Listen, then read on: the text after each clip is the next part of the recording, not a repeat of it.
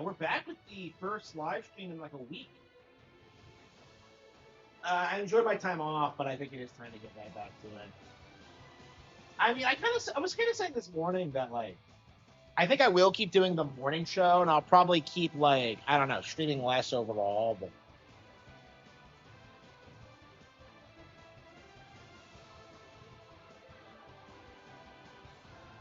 We'll have to see. We will have to see. But anyway,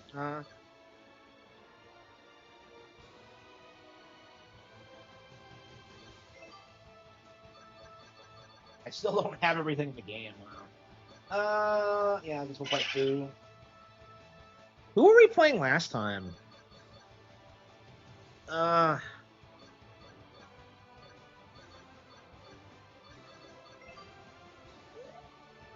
it's been a while since we played this. We took a bit of a break, but we're getting right back to it.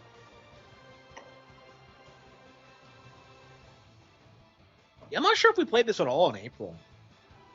So like our ranking's been recalculated.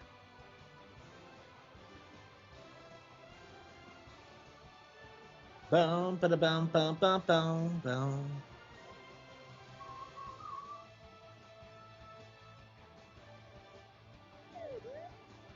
Yep. 3 months later, and it's still pretty active online. Pretty active online. The match is starting. Let's see how it plays out. Yeah, I had people as early as like the first weekend trying to tell you the online was dead, and that was pretty obviously not true. But 1-0. Shots. And like the only reason I stopped playing this game was because like other games came out, right? Here's the sky. Spin. 1-0. Hey, this is still, I would say, like probably by far the best game of the year for me. 2-1. The fact this game has been like clowned on so hard is just Excellent. kind of embarrassing. Nice angle. 2-all. Didn't quite get there. All right. You can do it.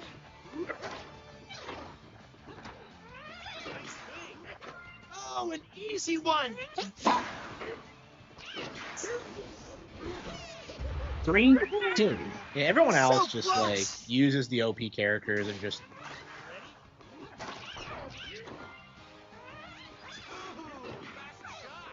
Okay. 4-2.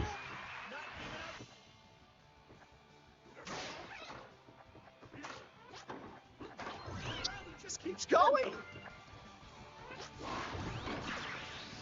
Yeah, he doesn't even seem like 2. that good of a player, really. He's just playing as Donkey Kong.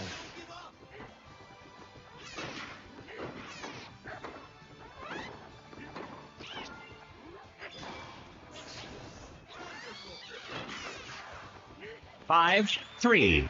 You're getting better. Keep it going. Nice technique. Nice angle. 5-4. Well done. Ready?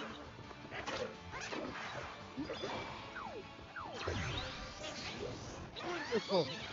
An intense shot. High up.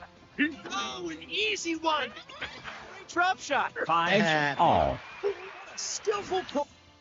Like every match in this game is close. It's just like it's just weirdly obnoxious. 6-5. And like everyone else always like is able to Match slam it point. somehow. Like I don't can do it. understand this. Why is everything I do like? Yeah, so like with DK, it's always like that thing Intercept where you and get like match knocked receiver. back. Get this.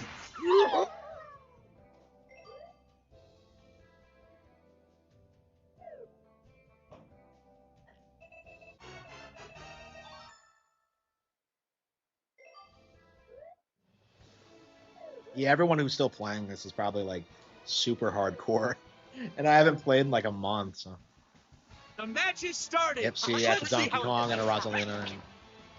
Nice angle. High ball. The plan. What was that? 1-0. What an incredible shot. Ready? Ooh. Yeah, so like 0. Turn is amazing.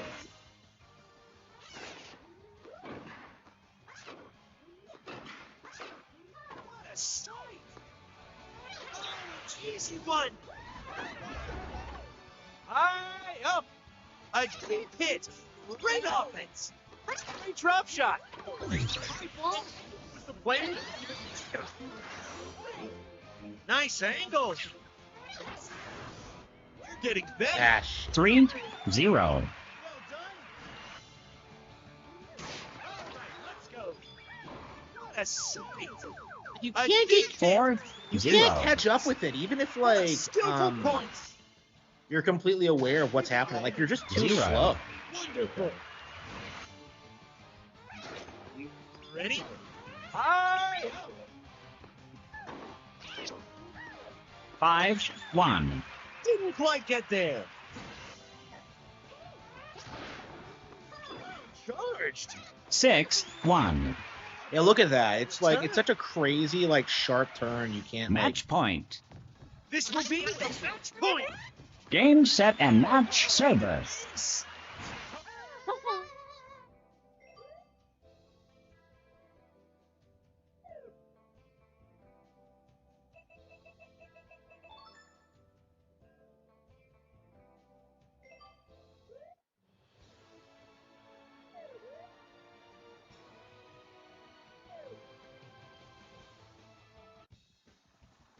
The match is starting. Let's see how it plays out. Nice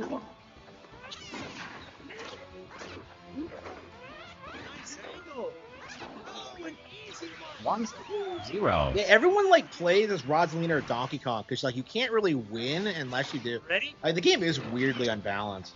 1-all. Wonderful. Oh, the next changed things. 2-1. It's more about the 1. racket than like anything else. It feels like.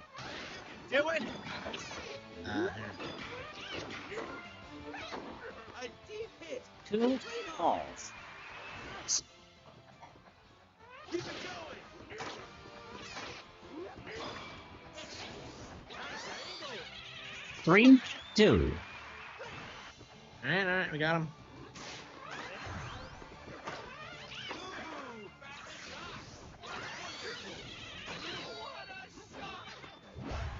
Three all.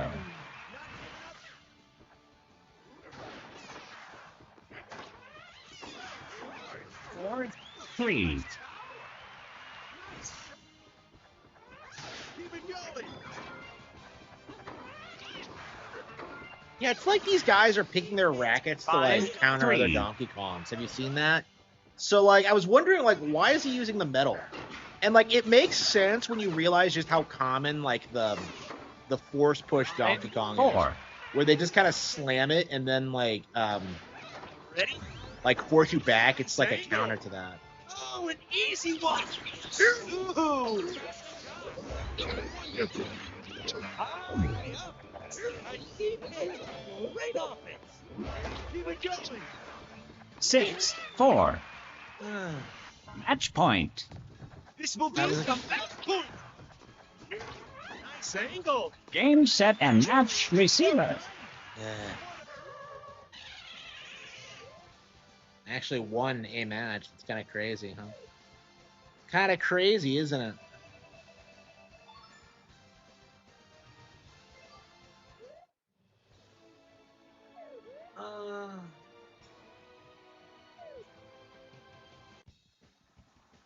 The match is starting. Let's see how it plays out. Yeah, it's just Out. a bunch of 1-0. Rosalinas and Donkey Play. Kongs. Ready? So it's like, it's Rosalina if you prefer finesse, and Donkey Kong if you prefer like strength. It's just like, there's no variation. Was the plan to pierce the sky? A deep hit. 1-all. Okay. So close. The racket changed.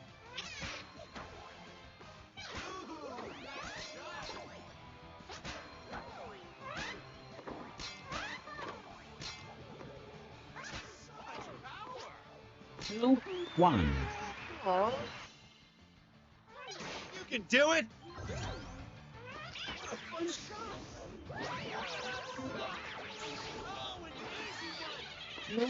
Yeah, it's very frustrating how like the masses have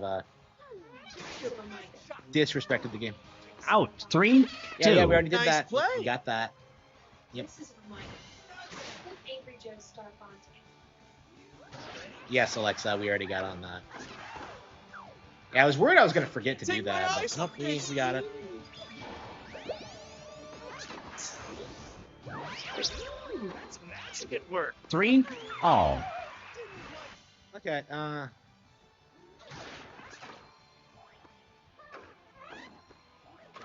racket changed.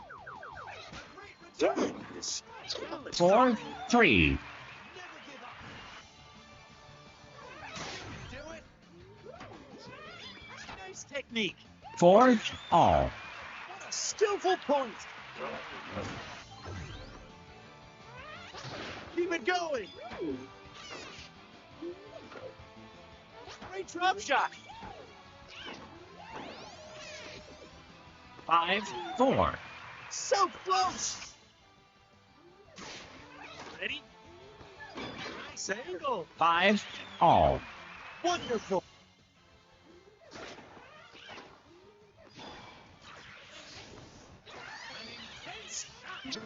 Keep it going. A deep 6, 5. What a skillful point. Match point. This will be a match point. 6, all. Didn't quite get there. You can do it. Stuff. Wonderful.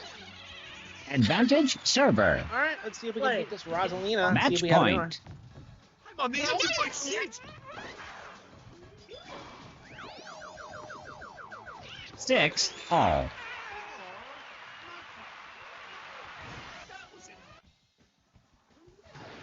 Ready? What a sight. High up. High ball. Was the plan to pierce the sky? Great drop shot. Nice angle. Advantage receiver. Well done. Match point. Keep it going. Game, set, and match server. Owned. Yeah, I think I'm done with the game. It just love the game. I put more time into this than I think any other title this year, other than maybe Street Fighter 6. I mean, I like this way more than Street Fighter 6 for sure, but it's just yeah. At least this game has like offline features. You know what I mean?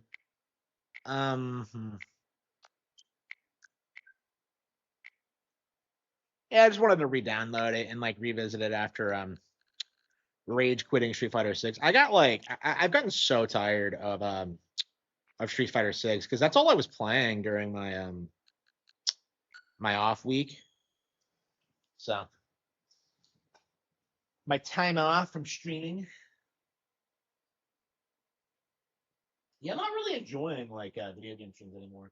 I had way more fun with the podcast. I think I am gonna keep up with that. Yeah, I think we're gonna try to normalize like 2-hour streams. Like, I don't know. We'll see. I don't. I can't find a stream schedule that works for me really.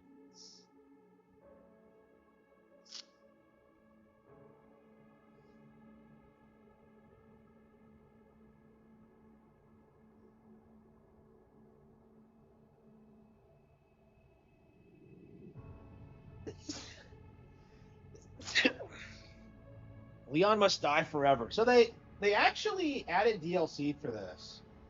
So I actually don't know what this is. I haven't checked it out at all. Actually, I need to get some ginger tea made. I need to empty out my stomach.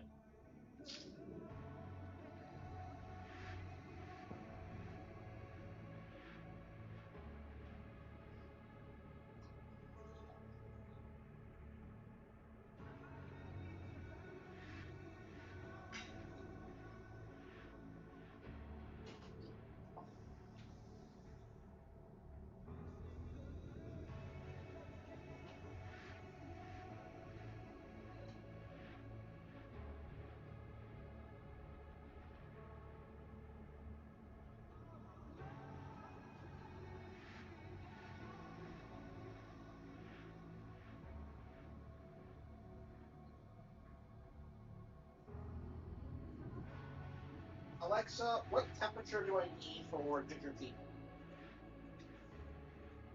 For ginger tea, bring your water to a rolling boil at 212 degrees Fahrenheit. Then toss in your fresh ginger and let it simmer for about 10 to 15 minutes. That'll pull out all those spicy, warming flavors without any bitterness.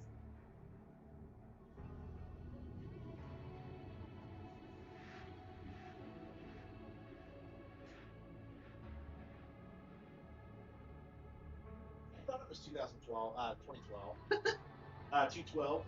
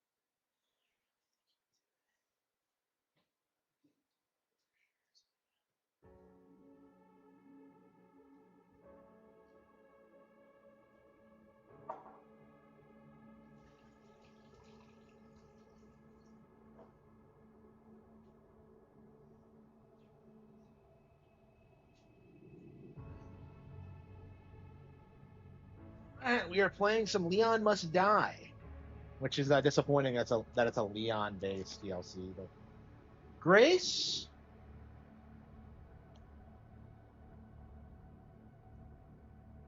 Oh, come on. So we're not even gonna get like my wifey Grace and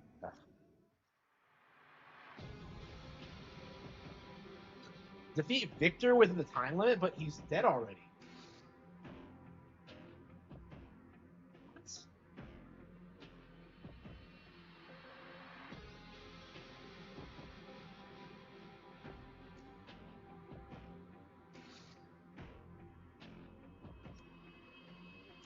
The hell is this?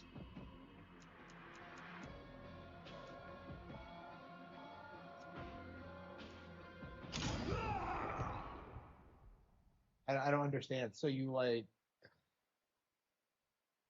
I'm very confused about what this is exactly.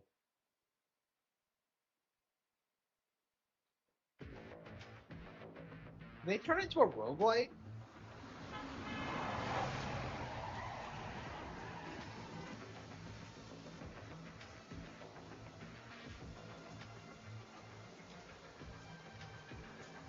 What is with these devs and their obsession with roguelikes? Everyone would lock down. Is it something to do with Victor? What? Yeah. He's the one to thank for all the excitement.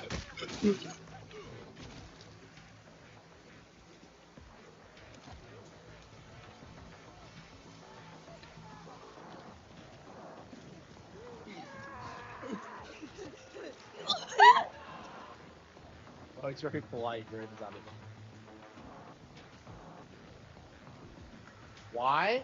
Yeah, so like I wanted to do a clip of like the quartering segments, but like I looked through it and it was like yeah, the entire thing was a quartering segment. So I'm just kind of like, well, okay, I'll just upload the entire thing then.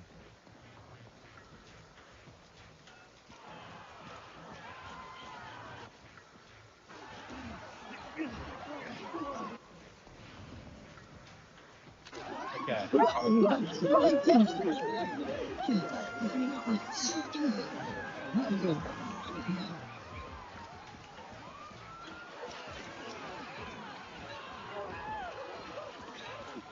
Spider enemy?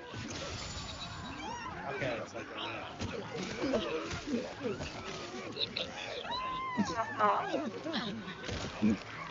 like I never wanted to play this game and it's stupid like action segments again. They couldn't make a horror-themed DLC. They had to make it a fucking roguelike. And all they did was just copy, like, set pieces from the actual game. Can you not sharpen your accents?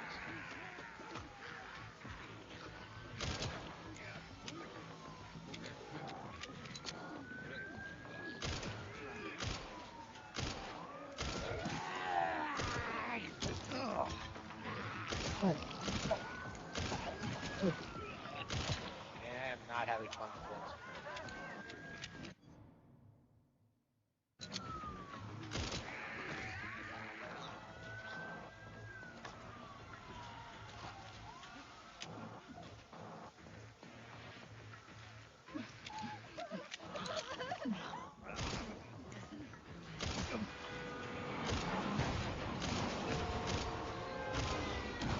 Oh, fuck. Let's make this quick.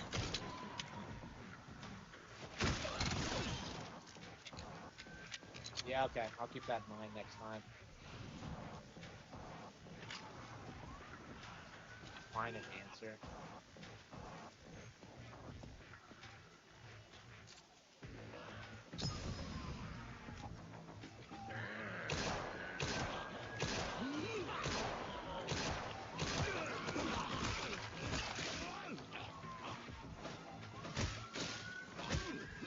Got him.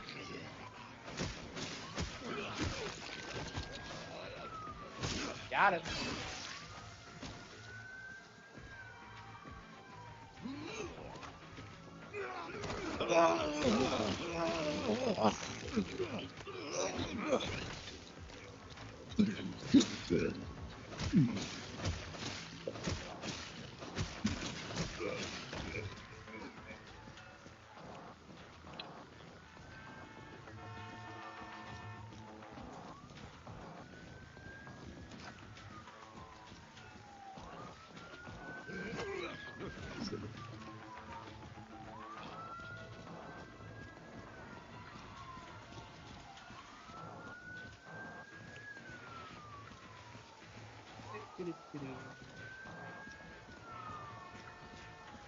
Can't let him get away. Oh yeah, that'd be great, but I don't know where he is exactly. It's so boring. I hate this game.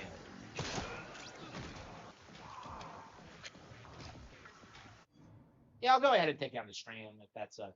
Yeah, I didn't know that. I didn't have any problems when I did that clip.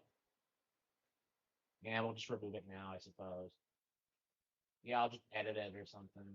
Let's see. Where the hell is it?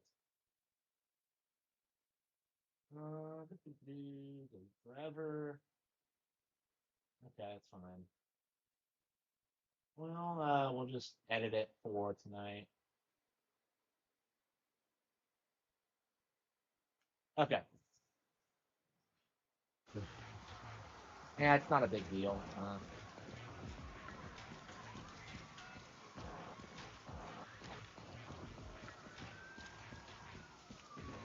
Okay.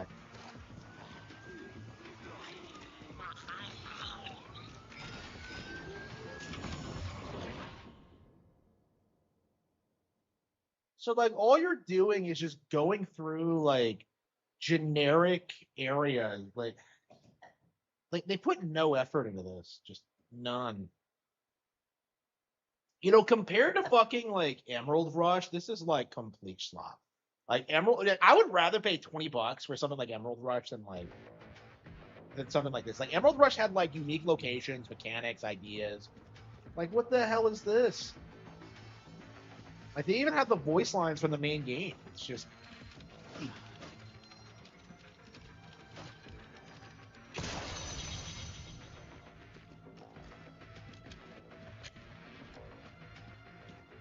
I don't know. Maybe I should just end the stream and like get cracking on that Kino Casino editor. Cause like it drives me nuts that like not getting any views on that. Yeah, well.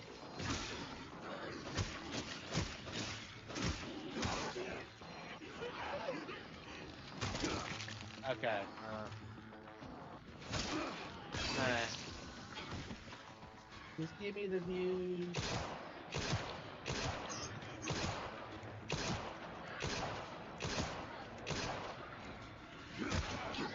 Give me the views.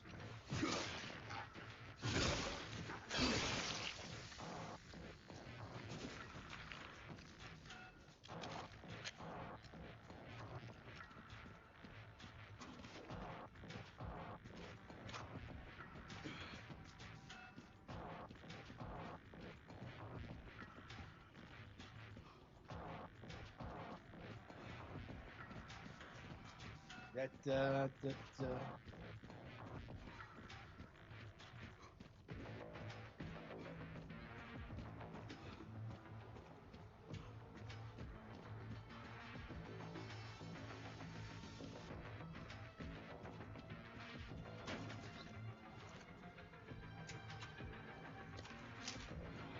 no power. Oh. So, like, again, they just throw you into the game, just sections of the game, and you have to like navigate it the exact same way as you did the first time. It's like there's no thought put into it.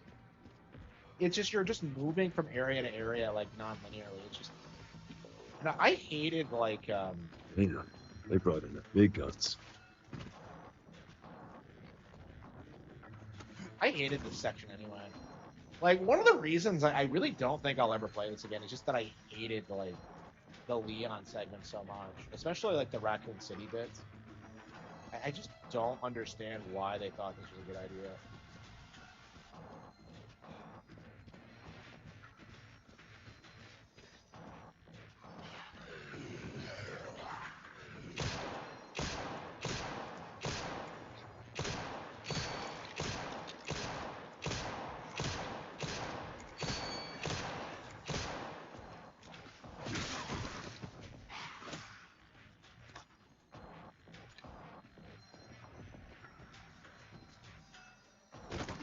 You have to figure out like, I guess you just wander around until you find a door. Really? Is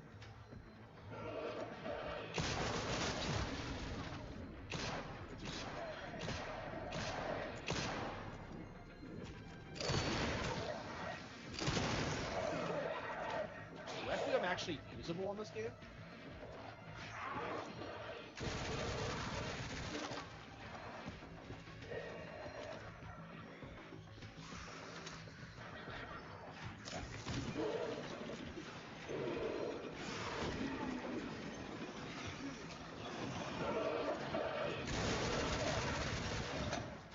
That.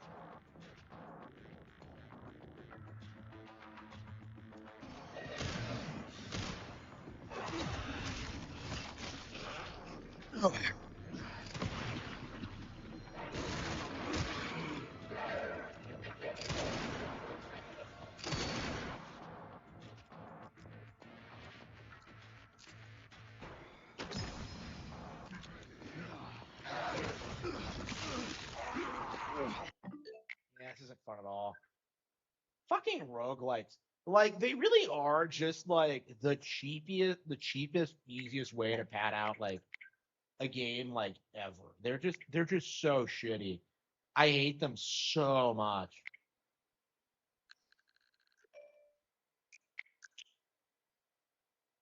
What?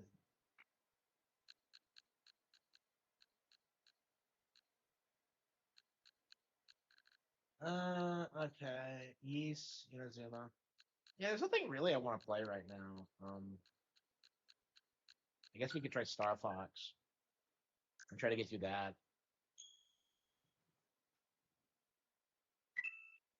Yeah, so I actually got through mission 2 off stream, so I've been trying to beat the original Star Fox.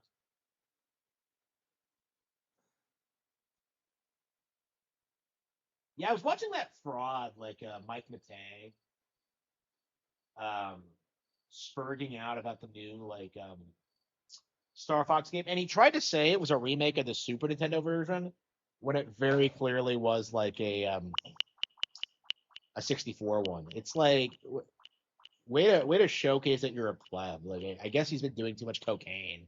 and he can't tell the difference. But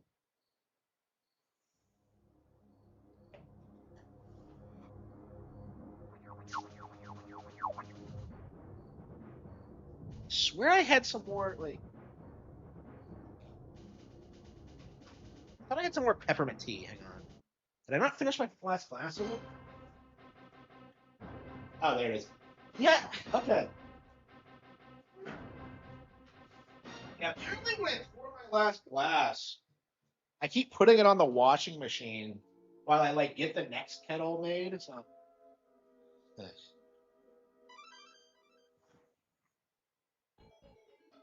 Hmm.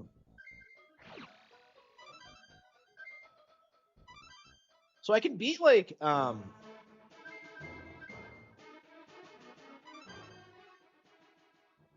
could beat 1 and 2, but like 3, I don't know if I've ever beaten mission 3. I don't think so. So yeah, once I beat 3, I think I'll be good to call this game done and dusted. I don't like this game. Like if it wasn't like kind of a classic, it's just a Super Nintendo game I've never finished. That's kind of the only reason I'm committed to beating it. It's just one of those games. I don't think it's aged terribly well. Like I don't even think it aged terribly well by like the 97. Again, there's a reason nobody fucking talks about this game. Like I kept seeing Razorfist like spurging out about the soundtrack to this game, and I'm just like, 64 is just so much better. Like I just don't understand it. It might be because like this is a Western game, and like Razorfist is a huge Westaboo, but like, oh, it's a European, so that means it must be superior. Fucking shit. Like I don't know. I've seen so many bad Star Fox takes over like the past couple of days. I need to put together like a bad like Star Fox takes video, like an edited like epic top 10 worst like Star Fox takes video, because like I have seen like dozens of them. It's insane, and like I think they're all gonna die by the time the new one comes out. One of the big ones, Star Fox shouldn't be a rail shooter. People were saying that like the series needed to evolve when Zero came out. Like they specifically, like the overwhelming majority of people, like wanted them to get over like the 64 thing. And what do? They make a 64 remake, and they can't bitch about that because 64 is like this all-time classic. So they have to do this weird like tongue-in-cheek just bitching about it.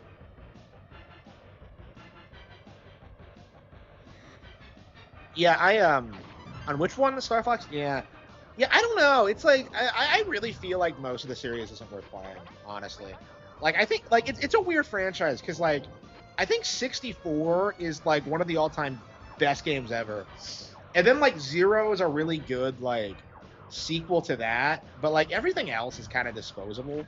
Adventures is just, I hate calling Adventures mediocre, but like it is like a mediocre Zelda clone. And then Assault just has nothing going for it, like at all, other than like maybe the darker story and tone. I'm a big fan of like how bleak it is, because it really feels like you're in a large scale conflict and like characters actually die and there's like some real stakes. It definitely feels it actually feels like the characters were growing and evolving at that point, which is kind of annoying, kind of unusual in a Nintendo game. But yeah, everything else in it is like kind of slop. No, the music's awesome. Like, Assault has like the sickest soundtrack ever. Ugly looking game though. Like, honestly, like I would put like Assault up there as like one of the worst looking Nintendo games ever. Like, cause like Adventures was gorgeous. Like, you could say a lot of things about Adventures, but like Adventures was gorgeous. Like, I just feel like Star Fox really struggled in like the first decade of the 2000s, and then like it recovered with like Star Fox 3D, and then Zero, and now it's like we're only just now getting to like where they're making Star Fox a household name again. Because that was a big problem when like 3D came out, was that like people were just spurging out about it being a remake. It was too soon for a remake, I think, for Star Fox 64. Like everybody who wanted to play it had it on Virtual Console. It just like it didn't really make a whole lot of sense unless you really wanted it to be portable, which I didn't necessarily. I still don't think I've ever done a full playthrough of that version. I might get it off the shelf here soon once I finish Elite Beat Agents. I actually committed to myself. Like I think the next DS game I'm gonna beat is gonna be Elite Beat Agents. I was like grinding through like Jumping Jack Flash on 4-star, which I don't remember what the difficulty name is. But like, yeah, this has been happening to me like every single Elite Beat Agents difficulty is that like I get through it up until like the very end, and then like Jumpin' Jack Flash is like such a ridiculous difficulty spike that I just can't handle it. Like I'm not good at Elite Beat Agents, so it's like getting through that has been like 20-year ordeal, I think. I mean, it took me a while to get through like stage 3. I want to say like 5-10 years. But now we're going on like 20 years, but I still haven't beaten the Divas. Yeah, I've been playing that game casually for the past like couple of months, and it's like it's shocking how well that game's hold up. Like I like it a lot more now than I did when I was a kid. It's very interesting. I was thinking about doing a retrospective video on it actually. I never did get around to it. Like you can't get the footage for it because I don't have a modded DS, so that's been a nightmare. Wait, Red Sky? What is this? TMNT? Like the Red Sky seasons? But yeah, I think we're at the point now where like kids can't really be expected to like know everything about the history of like Nintendo products. Like it's just not possible. You know, I've owned like a copy of Star Fox 1 for over a decade, and the fact that I've never beaten it says a lot, I think. And I'm a hardcore fan. You can't like expect kids to know everything about these characters is the thing. Like people keep freaking out about the remake thing, but like when you take that into consideration, it makes a lot of sense. They're just like selling classic Star Fox to a new generation. That's it. Like they can sell this like forever, or sell 64 forever because it's such an icon. And for a lot of kids, it's probably like a completely new thing. Like they probably see Star Fox as being like a new character they introduced in the Mario movie. Unless they play a lot of Smash Bros. I don't know. Kids aren't going to be paying attention to dates when things come out. You just know that a lot of people are picking up Switch 2s and getting Smash Ultimate on it. I wonder if that's what they'll end up doing for Smash on Switch 2 is just releasing a Switch 2 version of Smash Ultimate and just like padding it out with new characters. I don't see that happening, but they really do need a new one. But yeah, I think another 10 years is probably going to be fine. Yeah, I don't see it coming out until like maybe not even this console generation, honestly. We might skip Smash this generation. I mean, considering how milked like Smash was in like the last decade, I think we need a long break from it, honestly. Like that's what I would do. Is just like I think that's what they're going to do. Is that they're gonna like introduce all their new like redesigns of the characters, and then like have the new Smash like featuring those versions of the characters. So I can't even beat the first stage of Corneria. That's embarrassing. I mean, like I said though, like I don't enjoy this game. There's nothing fun about it. It's like you're just going in a straight line. There's no mission objectives. The bosses aren't fun. Like it's blurry as fuck. The music sucks.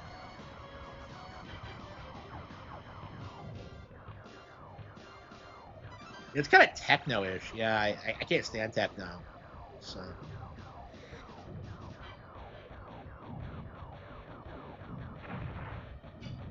Yeah, I am not a fan of Star Fox on Super Nintendo. But I wanted to beat this so we can. I guess we could do a playthrough of Star Fox 2, but I don't really care for Star Fox 2 either, truth be told. Yeah, didn't they just update like Virtual Boy with like 5 games? They put Jack Bros on it, which kind of blew my mind. I'm just like, so that's a thing now. Isn't that like one of the rarest games ever? Just like I'm not an expert on Virtual Boy or anything, but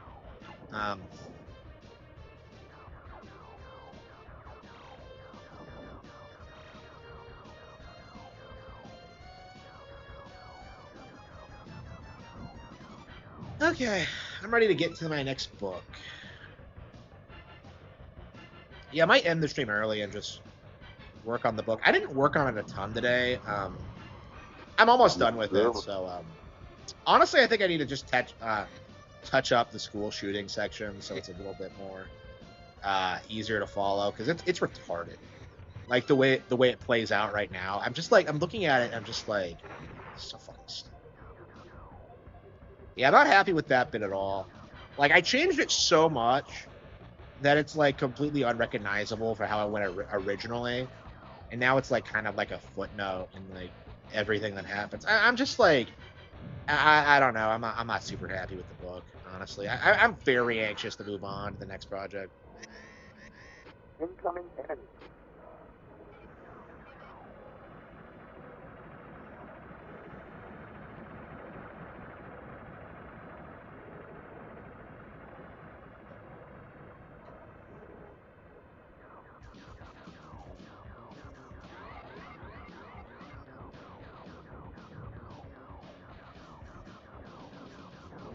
It's interesting how many Nintendo games like from the 90s just seem to be like kind of obscure now. Because like it does feel like this game is obscure. Like whenever you say Star Fox, like everybody immediately thinks of 64. Like the recent hipster contrarians trying to glaze the puppets and acting like they're iconic, like they aren't.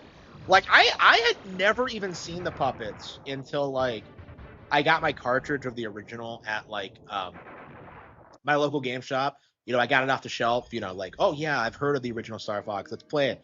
So I got it off the shelf and I was just baffled by like the box art. Like it just blew my mind how bad it was. Like this is gonna be a hot take for a lot of people, but like for me personally, like I do not like the puppet look at all. Like I just feel like, and I like puppets. You know, I'm a big fan of, you know, I like what I've seen of Muppets. I like what I've seen of. I hate saying I'm a big fan because I haven't watched everything, but like, you know, I like, you know, Thunderbirds and stuff like that. Like, I like puppets. It's just like, but yeah, like, I like the 64 look. Like, the look in this game with like the full bodied like puppets, I just not a fan. Not a fan.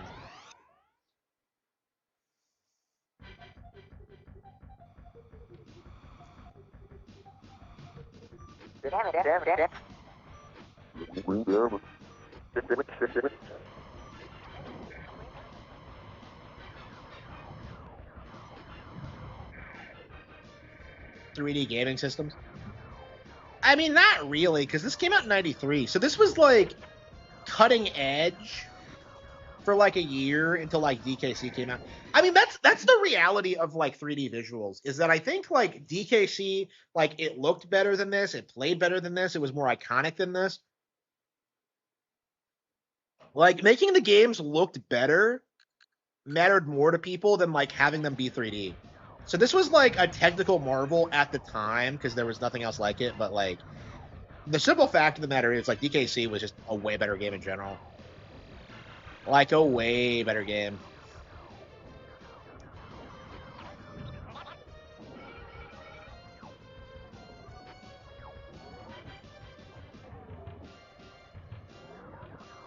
I mean, DKC is like one of the most important games Nintendo's ever put out, I think.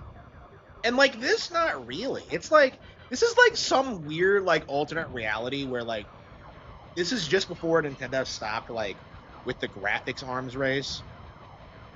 So this is like them like experimenting with that formula and kind of realizing it didn't work.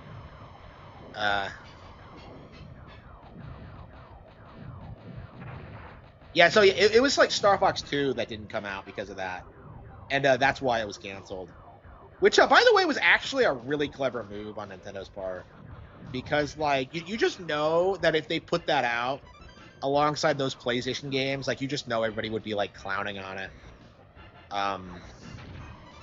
Star Fox 2 would be seen as a major fumble if they actually like put it out.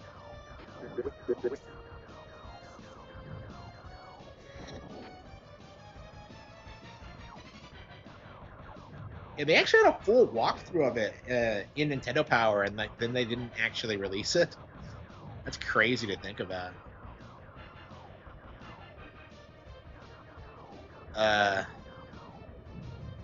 Yeah, I don't have a Nintendo Power collection, which kind of is kind of a disappointing, but I suppose it's not that big of a deal. It's probably like documented online somewhere. And honestly, they could probably just re-release it. I've noticed like Nintendo today has like they keep showing off Nintendo Power artwork, which is awesome. It's super nostalgic seeing like Nintendo Power covers I grew up with, like the 2006 like Phantom Hourglass one. It was just like that shit to me was like amazing. I remember getting one for like Castlevania Portrait of Ruin. I think it was the first or second one I got. And it was like a life-changing thing. Because before that I'd only like gotten Nintendo Powers at like schools and stuff like that and looked through them casually, but like having a subscription was just amazing. It was like the highlight of my month, really. It was like when we got like all this news and upcoming stuff. Like, loved that stuff.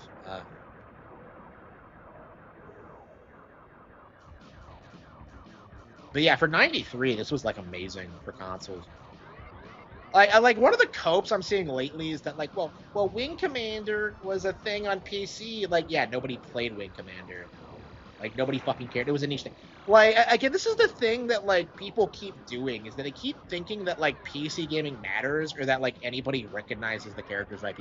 Like, who even are the characters in Wing Commander? Like, whenever people talk about it, it's like it always does that thing where it's like, oh yeah, Mark Hamill's in it. Okay, but what's the character name? Like, who the fuck gives a shit about Mark Hamill? Like, Mark Hamill is so irrelevant. He had to go into voice acting after Star Wars. You know what I mean? It's like casting him in fucking Wing Commander doesn't mean anything. It doesn't give the game like credibility. I don't understand why people think that's a flex. Like, oh, we got the guy from Star Wars in it. Like I'm glad all the surviving actors are like old as shit now, so we can kind of like clown on them. Like, I don't understand why people were so obsessed with them growing up, honestly. Especially Carrie Fisher, who sucks. Like, even when like those movies were getting filmed, she was a bitch. Like, the way she like looked like coked out of her mind. She looked like shit. Like, even like you can watch the movies and see how she's like already deteriorating. Like, she fucking loses her accent. Like, by Empire. Like, she sucks. Yeah, people don't want to admit it, but like Leia is 100% like the original girl boss. Like people don't want to like admit that. Good luck. But Leia absolutely like laid the foundation for that archetype. And then like, Ripley was probably came out after that, and then like you had like Sarah Connor, who I think is probably like the ultimate apex like girl boss. Looks like a man. She does in Return of the Jedi for sure. She looks okay in the first one. But yeah, it was like the cocaine was clearly getting to her by 83.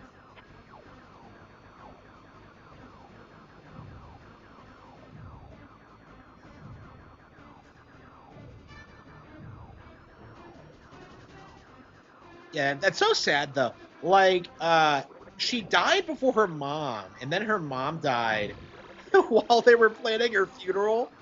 And I heard that, and I'm just like, that's like the saddest thing I've ever heard. I don't even like her. I don't know about her mom. Her mom's like, was like some old movie star, right? I think. Like, my grandma was talking about her a while back. I don't know what she was in, but yeah, man, old movie stars are so much more likable than like new ones. Because like, there was that story going around about how like my guy Alec Guinness was like telling Ian McKellen about like how he would like destroy acting if he like tried to normalize like homosexuality. And like, he did it, and he was right. Like, Alec Guinness was 100% right about that. And like, what's worse is that I think like the gay community doesn't understand that. Like, they really think that like gayness has been normalized, and it really hasn't. Like, if they're not around, if they're not seeing what's like happened, like shitting on gays has become normalized. And what's more, like people are shitting on actors now. So like nobody thinks of actors as being cool anymore. Like I don't know a single actor that's like popular.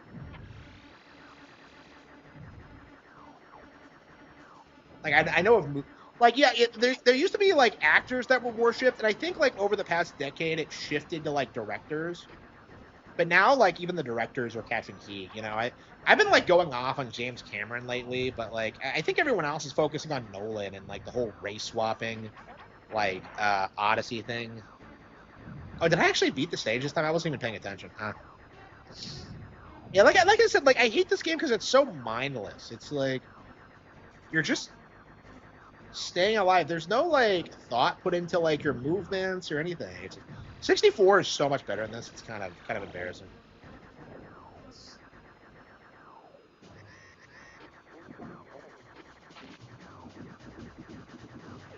And I'm not a fan of the bosses. They're all like super gimmicky.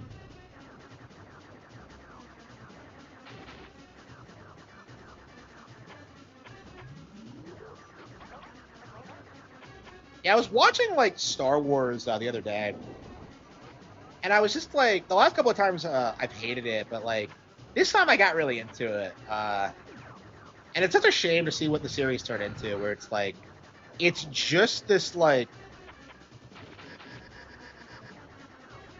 I don't know, man. It's just like, it's such a fun, inventive like film, and it's just warped into like this really corrupt, like just evil empire, man. It's do I have any old gaming magazines? I don't think so. No. I don't think I was able to rescue any from my parents' house. I had like the 2012 Nintendo Power for a long time, but like yeah, when I moved, I think I lost that. Like I think I lost a lot of stuff when I moved because I kind of had to flee in a hurry. Oh yeah, speaking of my parents, yeah, I actually made up with them last night, so I hope we can kind of fix our relationship going forward. So I'm gonna put my best effort in to make it happen. Kind of out of nowhere, but like we talked about it, and I don't know. I think I want to kind of forgive them for. I don't know. This isn't the first time this has happened, but like, yeah, I'm gonna try to make it work this time. I'm gonna try to make it work.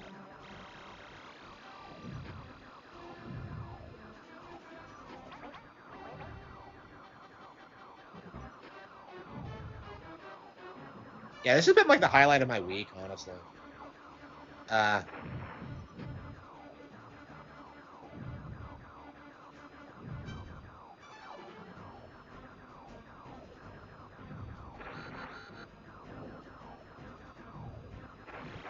shit, fuck.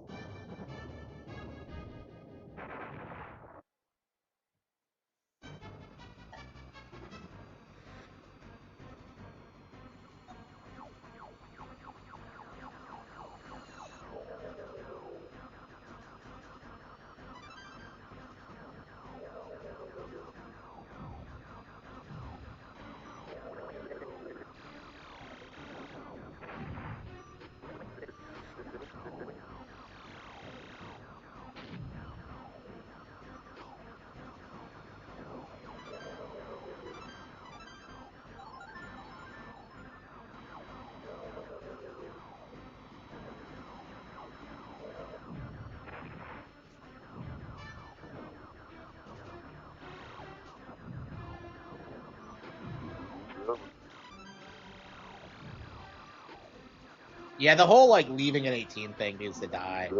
Like I think it is in the early stages of dying because it just isn't practical, and people are realizing what a scam it is. Because like, what the fuck are you gonna do like by yourself? Like you're just gonna like waste money and like just like fuck around. There's no reason to do it, really. Like honestly, you really shouldn't move out until you're ready to get married, honestly. And like, I don't know, even then it's kind of a stretch.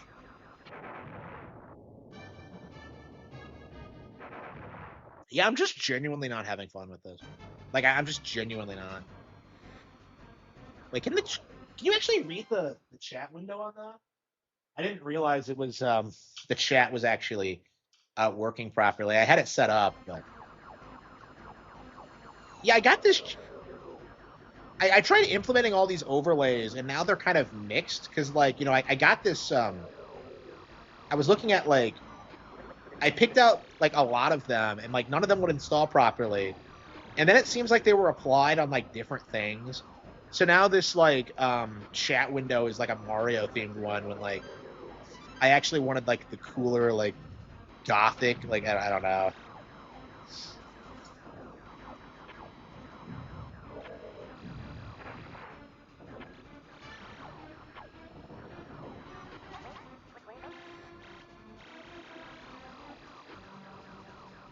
Yeah, I don't know. I don't think I'm gonna beat this before the new one comes out. Yeah, so like one of the things I'm like furious at like Wing Commander because Sean Malmstrom came up with a cope where he tried to say that like Wing Commander had furries first, and so Star Fox wasn't unique because of that. And it's like, what are you talking about, you fucking retard? It's like, what are you even talking about? I don't know. Like, I kind of made fun of it on Twitter, and like, I had a lot of people agreeing with me on that. But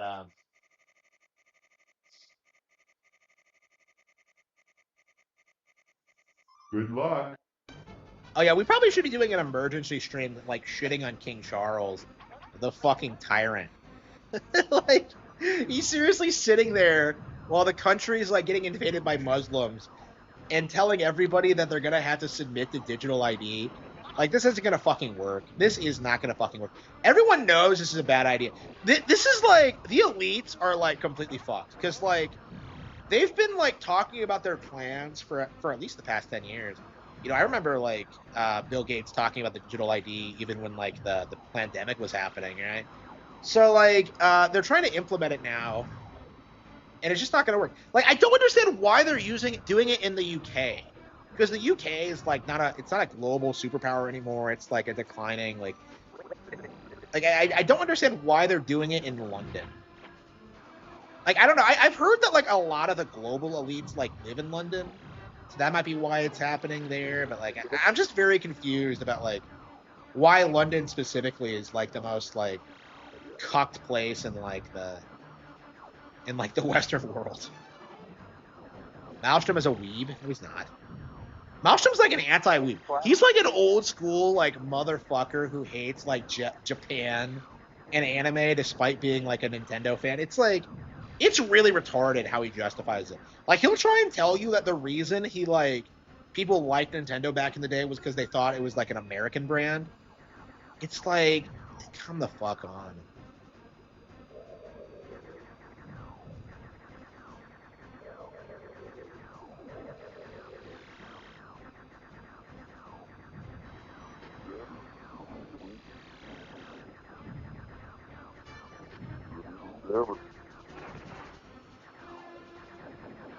Yep.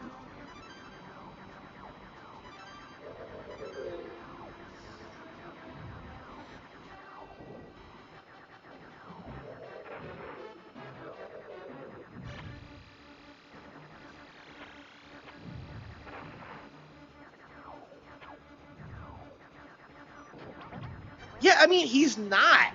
Like, Maelstrom legit will unironically tell people that, like, Nintendo hasn't been good since, like, the NES. Like, specifically with, like, Mario 3, a game that technically came out in 89. Like, he'll try and tell you that, like, Super Mario World was, like, heavily casualized and, like, ruined the franchise. And that Mario 64, like, made the series, like, incredibly unpopular because it went 3D. It's, like, it's just retarded. And like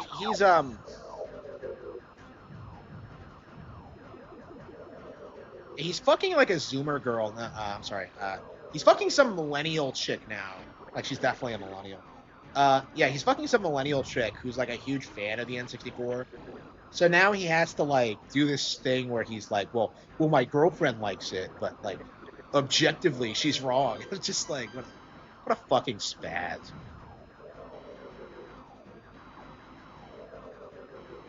He must really like her because he's never done this thing where he's like cared what a woman's opinions on games are. Like that's kind of a new thing for him. He might be like planning to marry her and like have children before he dies. But like I don't know. Like he was always talking shit about getting married for a long time. So. He's like one of those guys.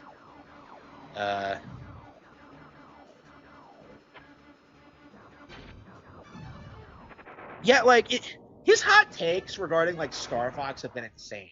So like I talked about like the Wing Commander thing already, so I won't repeat myself, but that did piss me off. But like the other thing he tried to do was that he tried to say that the game being priced at $50 was suspicious because then that means that Nintendo thinks it's cheap and it's not worth like selling at a higher price. And I'm just kind of like, really, like we're really seeing people like making conspiracies about like the price point of Star Fox. It's just insane. Like it's positively insane.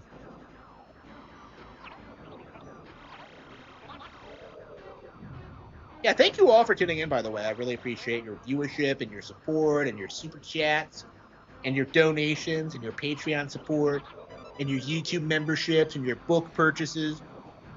Really appreciate all of that. Very much appreciate all that. We gotta get to the point where like I make like 150 a stream. Honestly, that's kind of what I want. Is that I want to be able to like make about $150 a stream. I think that's perfectly reasonable. But yeah, we're not gonna get there without donations. So please, please, please donate any way you can. Here we go. Shoot. Okay. Maybe someday I won't suck at this fucking game. Okay. DKC.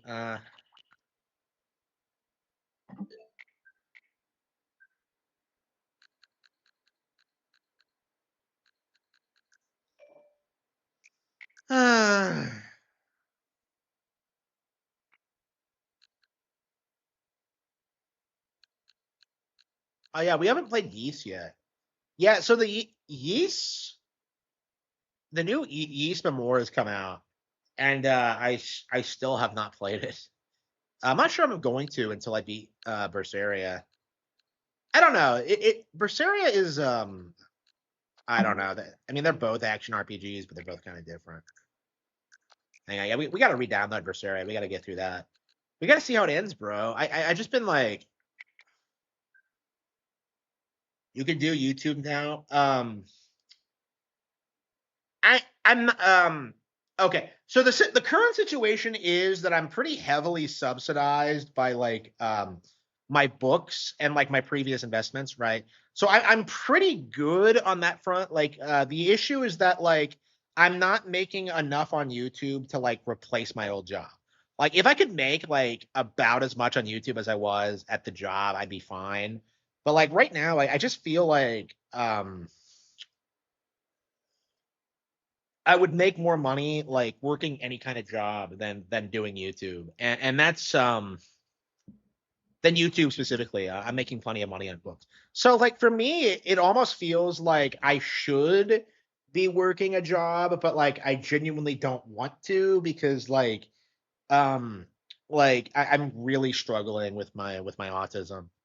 I was able to like get away with it as a kid because like people were just able to say that like, oh, you're just a kid who doesn't know any better. But like the simple fact of the matter is I'm genuinely disabled, and I just can't like justify putting myself and my livelihood at risk because of like how other people will react to like the normal things I do. So it's just been a real problem, honestly. Like I absolutely need to make the transition to being a full-time YouTuber for that reason. Like I can't handle a normal job like mentally speaking. It's like it's getting to the point where like um I don't want to say I have PTSD in regards to it, but it's like it is genuinely distressing and I just can't handle it.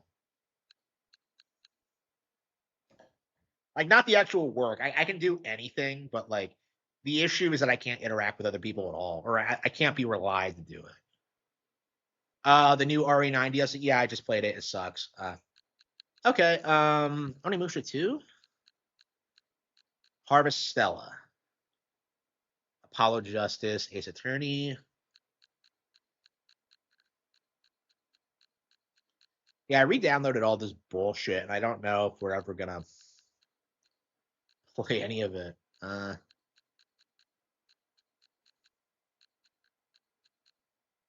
don't know. Maybe we should just play Yeast because I'm genuinely interested in that, or maybe Wario Land 4. Yeah, lately I've just been feeling as if like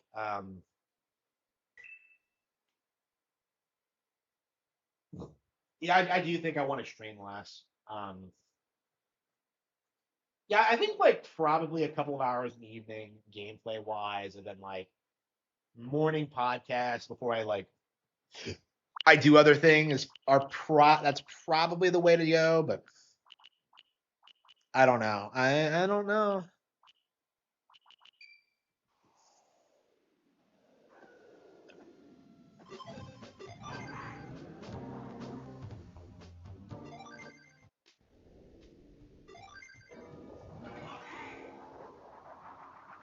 Yeah, we're like halfway through the game now, right?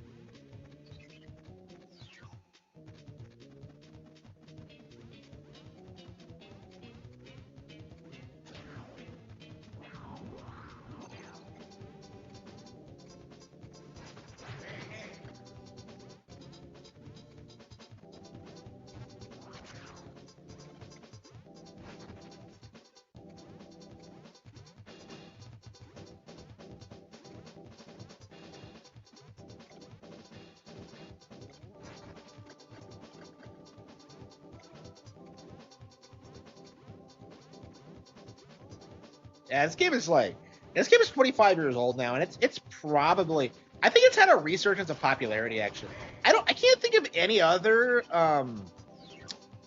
Game Boy Advance game that's had like such a resurgence of popularity after getting re-released. So yeah, that's definitely good to see, but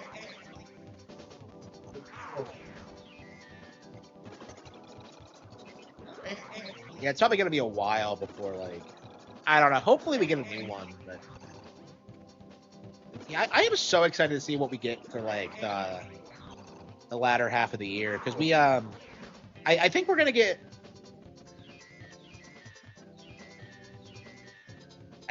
Fire Emblem in August. But yeah, September, October, November, December are kind of unaccounted for. I'm sure we'll get one game a year for like the rest of the year. It's just a matter of like what that's gonna be exactly. I don't know. They've demonstrated with Star Fox that they're willing to announce games like a month ahead of time that they can do that now. So we'll see. I don't know. I don't know what I want honestly. Um, Lately I just feel like I haven't been super into video games. Like I've been more worried about personal stuff.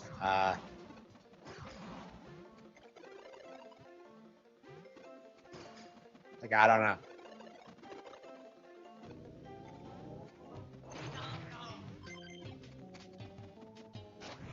Like I don't know. Lately, I've been kind of worried that like my mental problem is gonna like escalate and become like worse. Because it has felt like it's getting worse. Not that what I think is happening is that like I've been drinking a lot of tea, and a lot of it's supposed to be like stimulating, and I'm kind of stimulants kind of fuck with autistic people, like way to way more extreme extents than like normies. So I think that might be the problem. Is that like I'm taking so much like tea that like it's like overstimulating me because I've been lashing out at people a lot, and honestly, I don't know. I don't really regret that. I do want to be more assertive. I don't know. It's just like the way I do it. It comes off like I'm completely delusional and like unreasonable. I have noticed that. Yeah, it's great. It's great. Okay.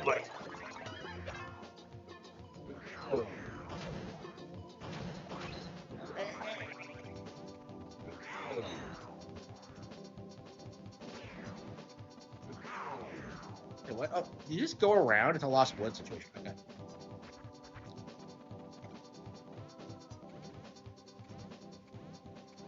Yeah, the red zone is like, it's so boring. What do you mean it's just a freezer? Yeah, we really need to get through this in 3. I can't believe the only Warrior Land I've ever beaten 100% is Shake It. Like I don't know. There's just something like I guess it's just my age, but I just don't really see like I don't really have the desire to like 100% Nintendo games like I used to. Because like these days, I don't think I would go back and like I would 100% like Kirby and the Rainbow Curse again. You know what I mean? Like I haven't been able to beat it the second time. Like I remember I thought that when I was playing through Woolly World again. It's just talking people to trust. Yeah, so like that's the thing though, is I don't really have anybody I trust. Like I tried. Well, I'm trying. Well, I mean, I'm trying to make up with my parents right now. That's probably not going to go over well in the long run. We'll see.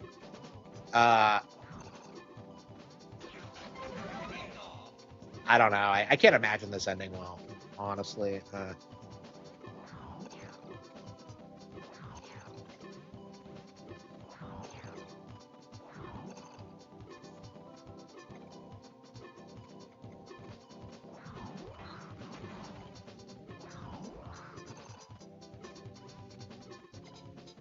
But yeah, like right now, it's like there's not really anybody I can talk to someone like this with. Like, you don't talk about like your deep emotional problems with your girlfriend, right? So it's like, yeah, she doesn't know anything. I'm not gonna tell her anything.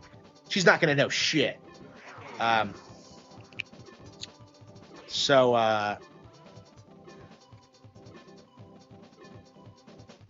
yeah, never tell a woman your problems. Like never.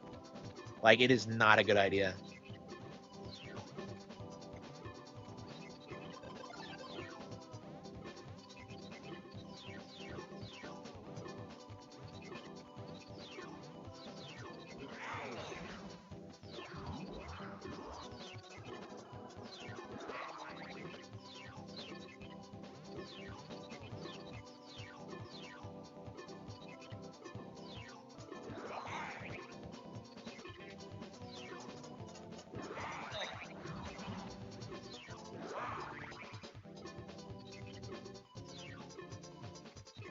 100% Beyond. Yeah, that game has a hard mode. So like, again, there's plenty of things to do in Beyond, right? You could have done like the lore deep dive because the story isn't that like the story is quite a bit better than I think most people realize, but like nobody was paying attention to it. So like you can do story stuff, you can play again on hard mode, like you can get the real ending. Like there's just so much to do in Beyond. Like the fact that people are doing that concern trolling thing about like not getting a new Metroid Prime, it's just insane. But I don't think it's gonna stick this time because as much as people love to meme on it, Beyond was not as controversial as Other M, and I think that's something that like they're just not like able to admit to themselves is that like I don't know. Like for me, like I think Beyond really exposed how most of these people aren't really Metroid fans.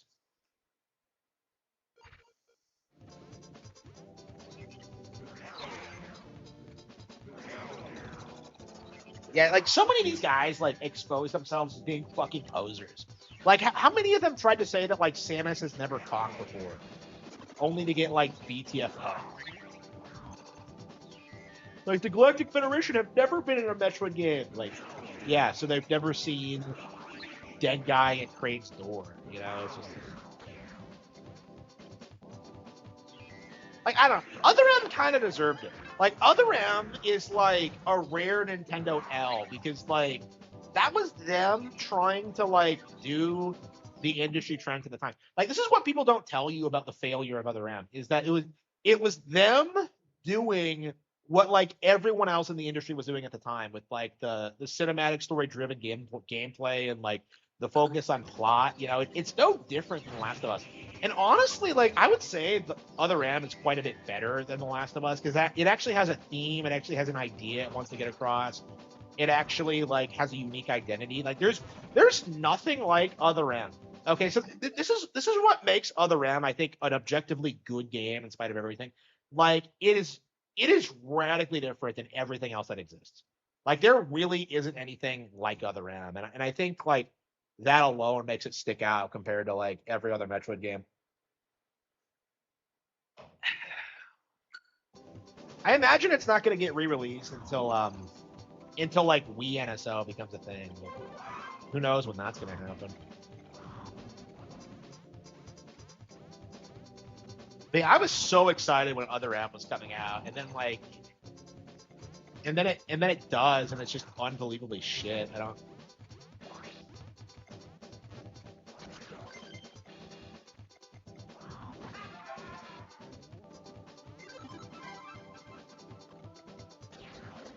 Yeah, I don't know. Like, yeah, if there's a list of like Nintendo games I genuinely don't really like, it's probably like Other M would probably be on it. Like Command would be on it. I don't know. I don't know what my least favorite Nintendo games are anymore. It's like I just haven't played a lot. Like it feels like we haven't had like a universally despised Nintendo game since like Sticker Star. Honestly, like it's like Tanabe set the bar so low that like we're never gonna have like that much of a backlash ever again. Like I think Chugga Conroy still refuses to buy like modern Paper Mario games because of that.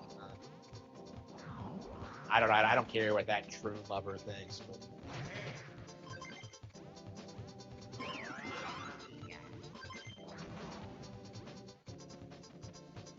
But yeah, the backlash to Beyond just isn't gonna stick, honestly, long term. Like they've kind of like regressed to like pretending that the game failed and that like it'll impact the sequels, and yeah, I just don't see that happening.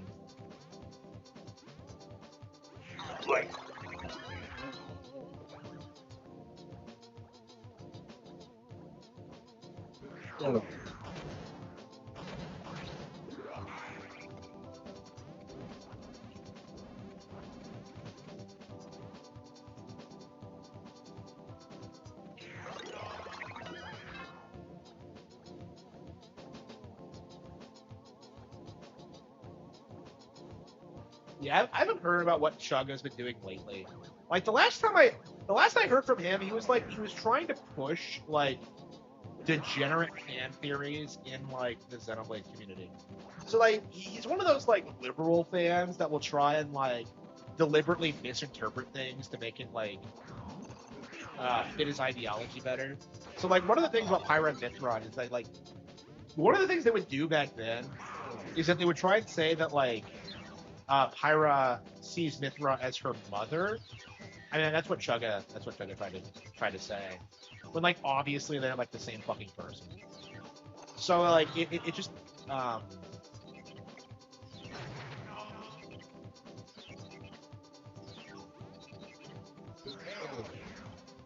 so like, I don't know.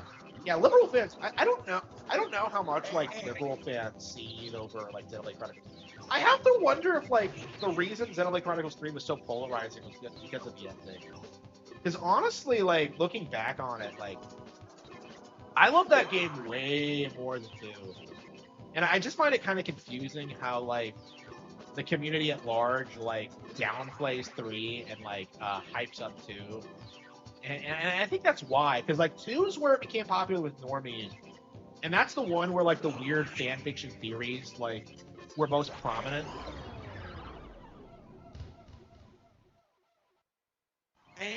Samus cute and young again. Yeah, that's one of the best things about it is that they actually made Sam.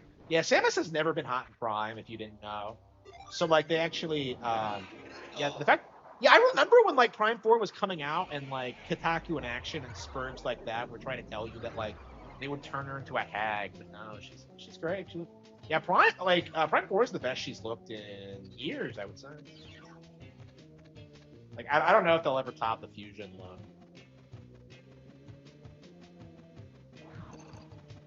Like they need to bring back the Zero Suit. Like the bikini. Like, fuck the Zero Suit. Like, I'm not a Zero Suit fan.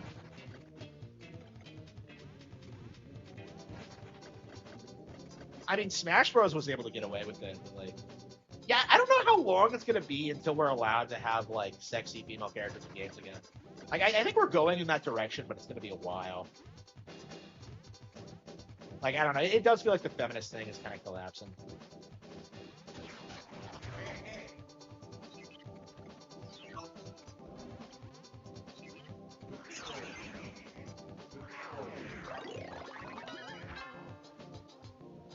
Yeah, Prime 4 takes place like pretty far along in the timeline, doesn't it?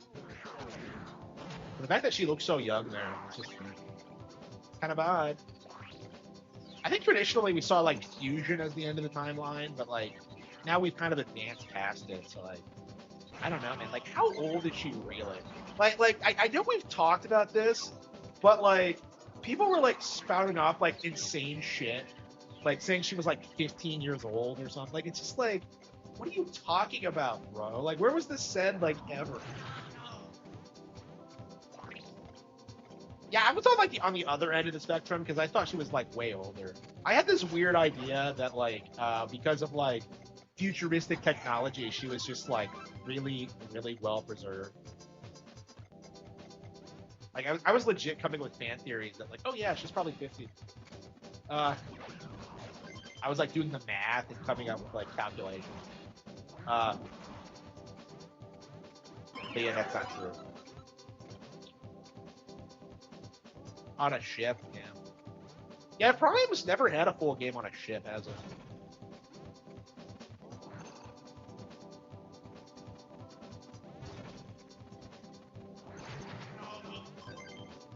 Yeah, I don't know. I was a big fan of like Dread's locations though. Like, Dread had like really cool locations. And it's such a shame that like, yeah, Mercury Steam, they're laying people off right now. Like, I don't know if this is their poor decisions or what.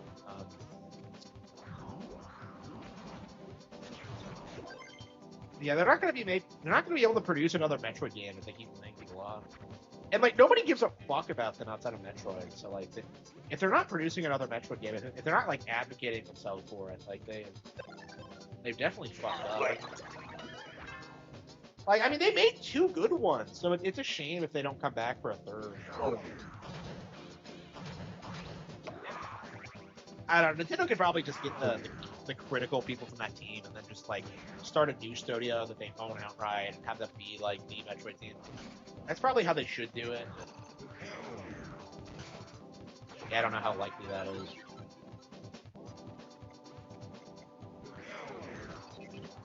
Yeah, I'm curious what the next Metroid's gonna be. Like, honestly, like I feel like it might be possible that we get Prime 5 before Metroid 6, considering how long these games take to come out. I mean, like, people forget this. Like, they were already saying they were going to produce new 2D Metroid games after Dread. Like, Dread was just kind of the end of, like, Sakamoto's, like, storyline. So they're going to make more after that. Castlevania, yeah, they did. So, yeah, Mercury Steam is, like, the only company that's worked on both Metroid and Castlevania. So, yeah, the Metroid games way better. Yeah, their Castlevania games are just awkward and just weird. They feel nothing like Castlevania. Like, Metroid kind of elevated their changes to Metroid, like kind of elevated it in certain ways. But Castlevania was just bizarre. They had like weird lore changes.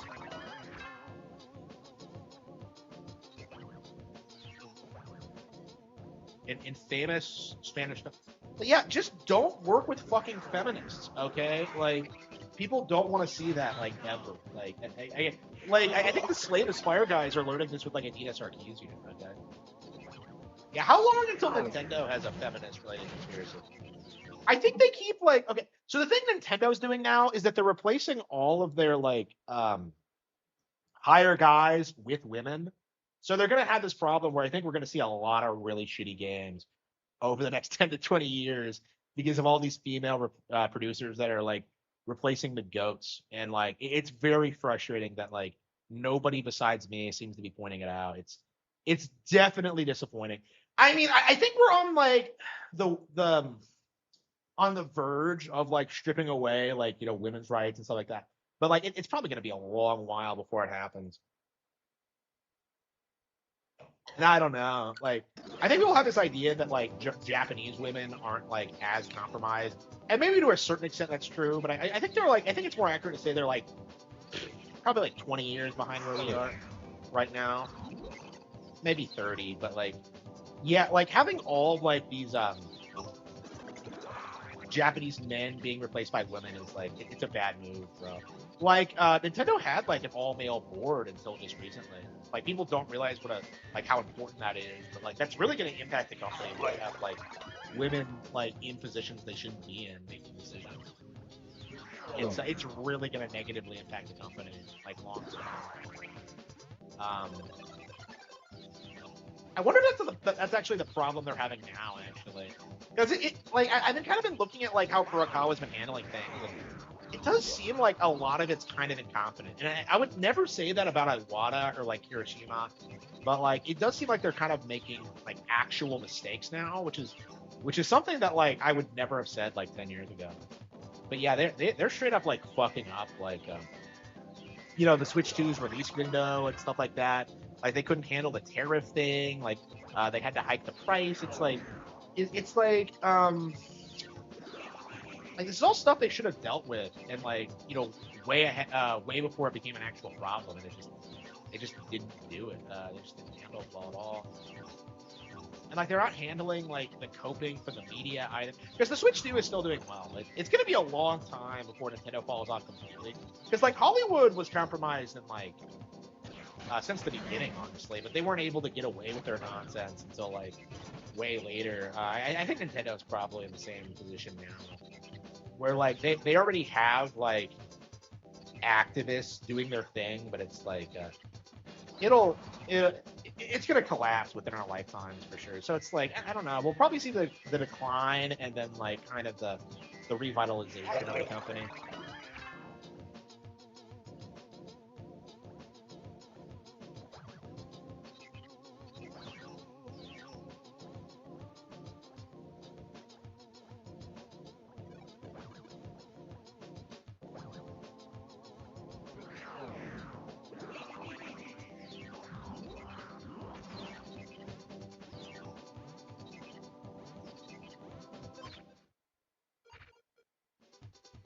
Short out remakes.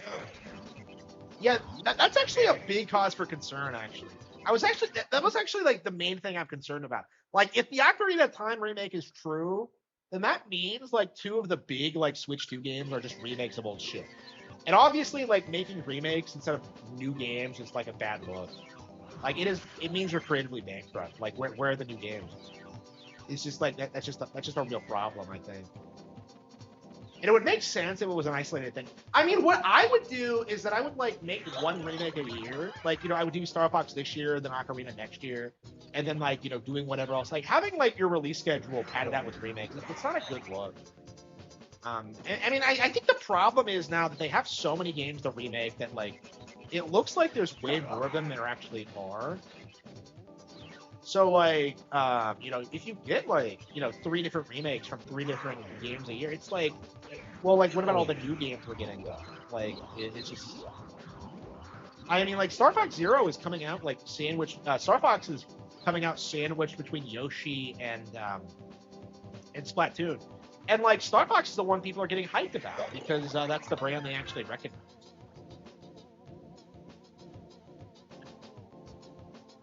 Development time, yeah, that's their problem. Yeah, their development philosophy doesn't work well with like how intensive graphics have become. Yeah, they don't have that many employees. They're still like they only have like 8,000 people. Um, yeah, so the ballooning cost is causing problems for them. And like they keep producing things like Dragon Drive, but like those games don't do super well. So it's like that's the problem. Is that people don't buy like the lower budget stuff.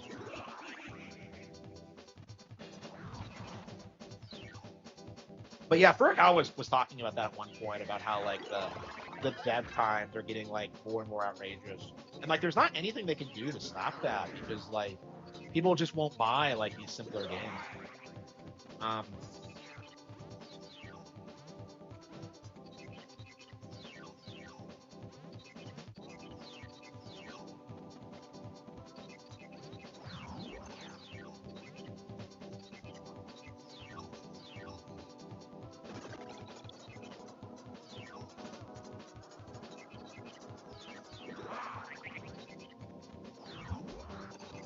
I don't know.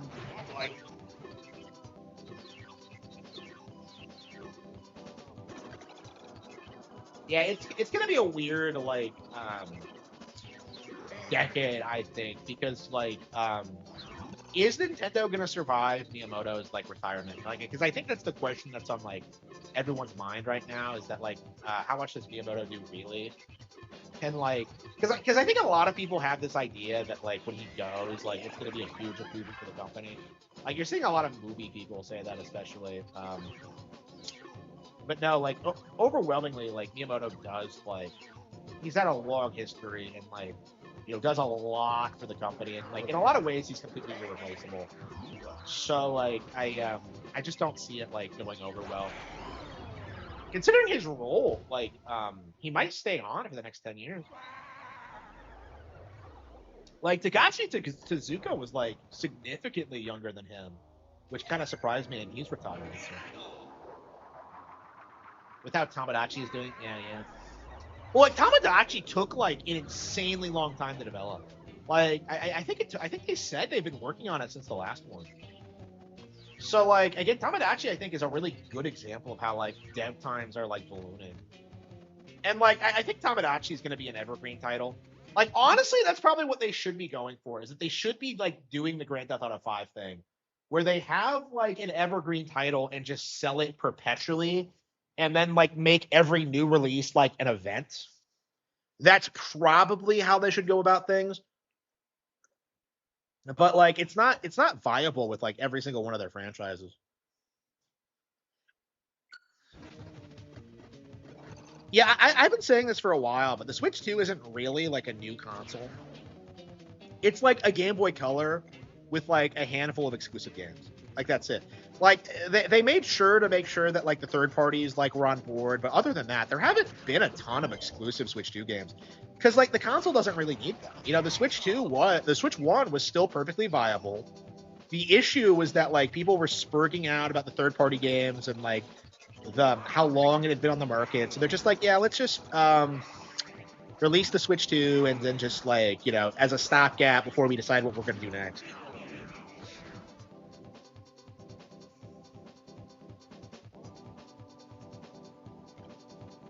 The release gap will be huge. Yeah, it's been kind of big already. Like, what have we gotten since like Air Riders really? Like, I don't think we've gotten like a big Switch 2 game since Air Riders. Like ZA was multiplat, like Metroid Prime 4 was multiplat. Like Mario Tennis. Like I love Mario Tennis, but it's definitely a niche sports game.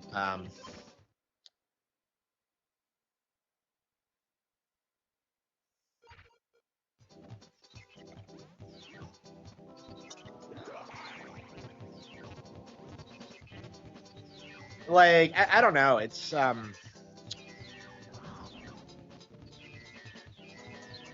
for me personally, I'm very interested in seeing how the fuck did I end up over here?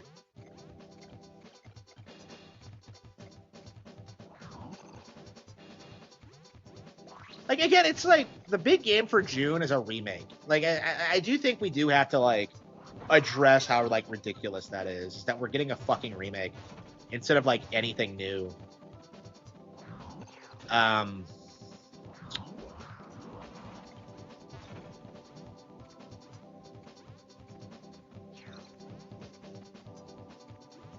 Yeah, like I'm like concerned about like Splatoon Raiders, in the sense where like, is this gonna be the game that like makes Splatoon mainstream, or like are the masses gonna downplay it again? It just like it looks great for me, but like I don't know how most people feel about it.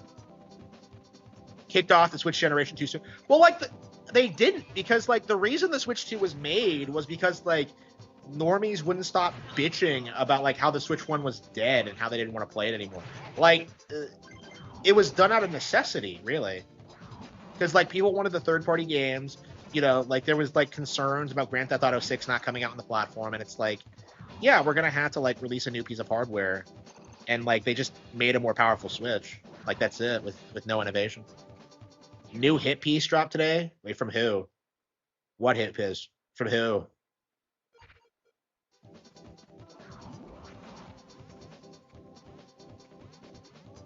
Splatoon is mainstream. Okay. It is mainstream. Okay, Splatoon's one of Nintendo's biggest franchises. But like what I mean by mainstream is like YouTube mainstream. So like whenever Splatoon shows up on a stream, like people aren't freaking out about it. Like you're seeing the Max Dude thing where they bitch about it and how it's like the Dark Side Phil thing where they bitch about it and say it's not relevant or competitive and how no one cares. That's what I mean by mainstream is that you have a lot of people who have been like aggressively downplaying like Splatoon's relevancy, and it's just like it just seems kind of persistent at this point. I don't think Splatoon's going to be relevant for another decade, personally. Nukem Nintendo. Yeah, I did see that video. Yeah, fuck Nukem Nintendo. He can go fuck himself. I was not happy with that video. I've seen a lot of people in the chat like try to glaze him and try to say he's based, but like absolutely not. Like he's a piece of shit. Like why did he feel the need to come after me? Okay? Like why the fuck did he feel the need to like shit talk like my opinion on like Pragmata? You know, my well-researched like opinion. Like I don't understand why these people are so autistic about like protecting the little girl. Like no, you can't say anything mean about Pragmata. Like it's Diana's game. Like it's like what?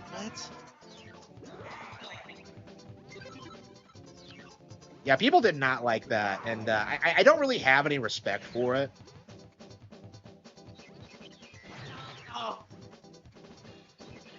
Because that was obviously like a viral marketing thing. If you don't know how like viral marketing works, like they always do these like wholesome like sounding stories that are like that superficially like promote the product. So like in this case, it was really trying to push this idea that like Pragmata is like dad core or whatever, and it was just kind of transparent and stupid, and I did not care for it at all. I don't know. I don't like emotional manipulation.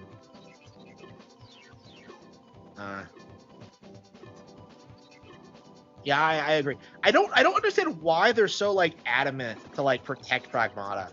Like they can't handle like my opinion that like this was kind of fucked up. Like they got like really upset with me. I've gotten like death threats for that. It's like yeah, people want my channel terminated for it. It's like the stupidest thing ever. Can you not jump on the snowball?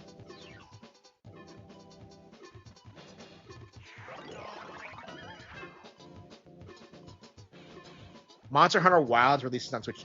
I'm shocked it hasn't happened already, honestly. Game of the week. Yeah, Capcom's released like 3 fucking games over like this year. It's like, yeah, Stories 3, which was shit. Street Fighter. Oh wait, no. Yeah, Stories 3, which was shit. Resident Evil Requiem, which was shit, and Pragmata, which was shit. Like none of these games were good. Like fucking Street Fighter 6 wasn't good either, and I put more time into that than any of those. Yeah, remember when like Stories 3 was supposed to destroy Pokemon? Like unfucking believable. Unfucking believable. Yeah, but I think I'm done with Monster Hunter. Like I never beat the DLC for Rise, and I just don't really see myself doing it again. No, it's because of my opinion. Yeah. The real reason is because I like Nintendo. That's the real reason these people are so upset at me. Like, it's the real reason is that like they can't handle someone liking Nintendo and like disputing all their weird narratives about the company. Like, oh, I think Metroid Prime's a dead IP. Like,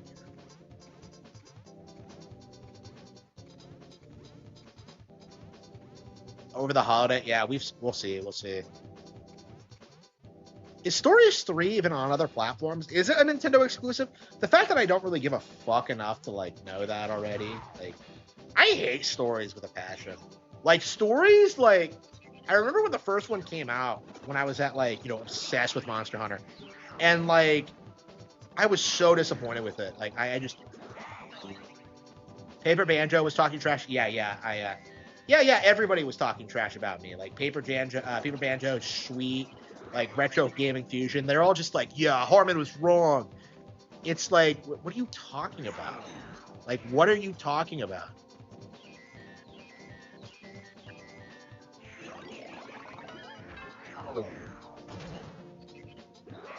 Peaked with 3? Yeah, absolutely. It absolutely peaked with 3.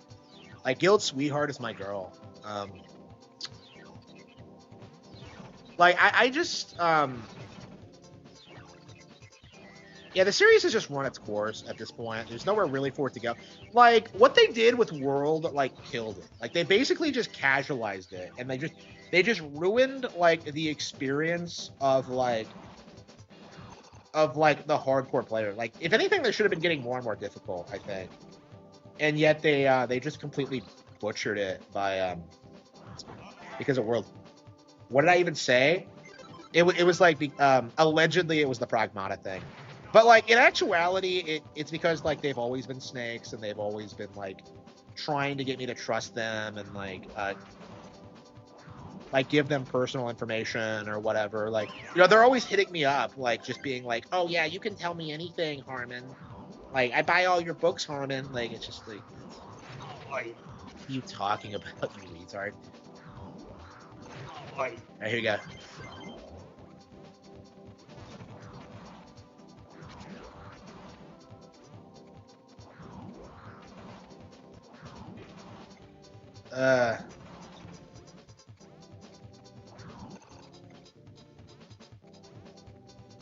You're a clown. Yeah. So for me, okay. So here's the thing. Like, I'm not mad that people disagree with me about this. Like, it's perfectly fine. The issue is that like people spurred out at me over it. Like they couldn't handle the fact that like I had a problem with something, and they just like they had to like just read way too much into it.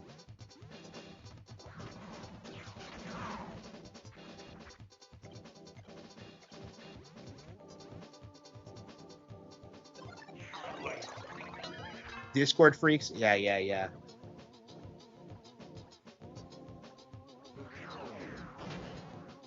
Never make friends. Yeah. So like, I think that's gonna be the major shift going forward. Is that like, I don't really want a relationship with my audience again, because to me it feels like so many of you are just actively trying to like do something to me, and this isn't really like controversial. Like this is like very obvious. Like, it's very obvious you're trying to do something to me, and like I've always seen through it because, you know, I have a third eye. I'm just like, you know, I have psychic powers. You know, I can see the future.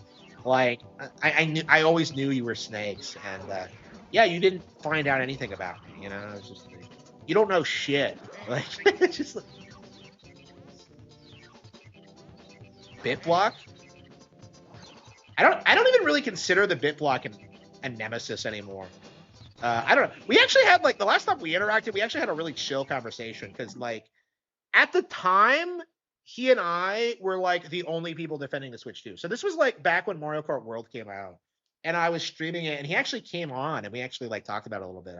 I'm very grateful that he did that, and I don't know. He seems to be doing the same thing I'm doing, where he like took a step back from YouTube and he's not uploading as much, which was probably for the best. Because I do think this is the problem, is that like people aren't passionate about the company; they're just grifting for attention. Like most of them, like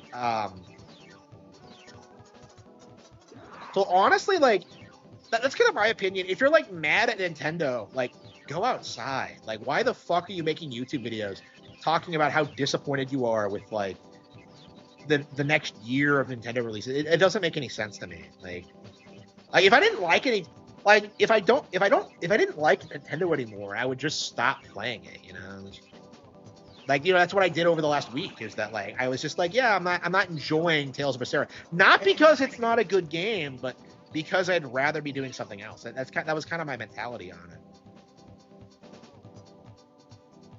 Yeah, extremely valuable games. Yep. A lot of his negativity stemmed from him being a harassed. Oh, after he was exposed for being really. Yeah, I wonder about that because I've noticed that too. Is that like the reason why other Nintendo YouTubers hate me is specifically because of like I'm right wing as well. So like I have noticed that. Yeah, so I never thought about that actually. Yeah.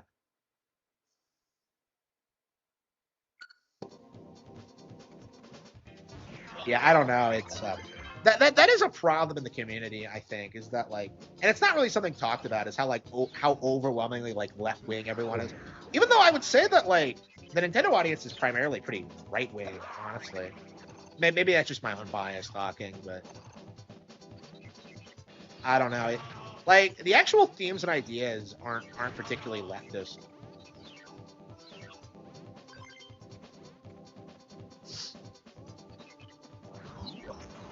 Oh wait, no.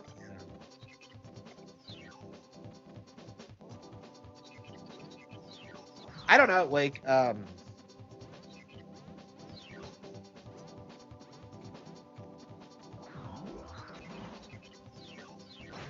yeah, I don't know. I get harassed a lot too, so I can kind of understand where he's coming from with that. Uh,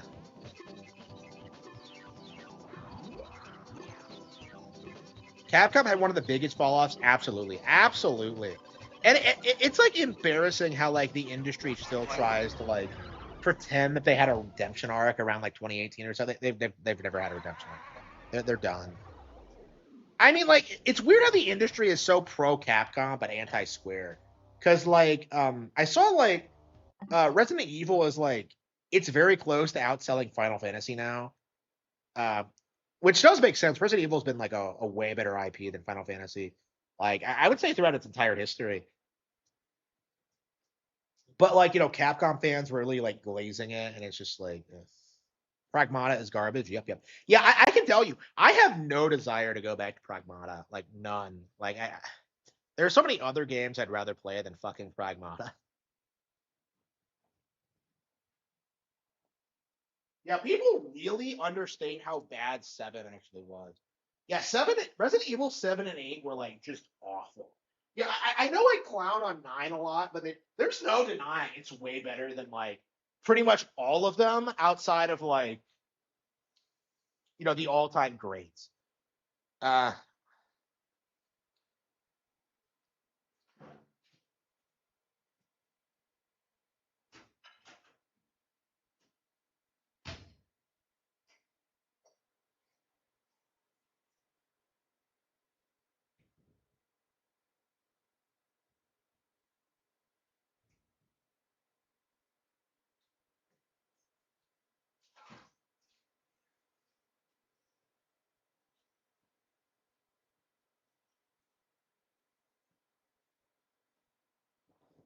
yeah, yeah. So like, yeah, I had a ton of problems with Requiem, but when I was playing through like hard mode as like Grace, and I was like avoiding the girl, I was just like, this is like legit really good.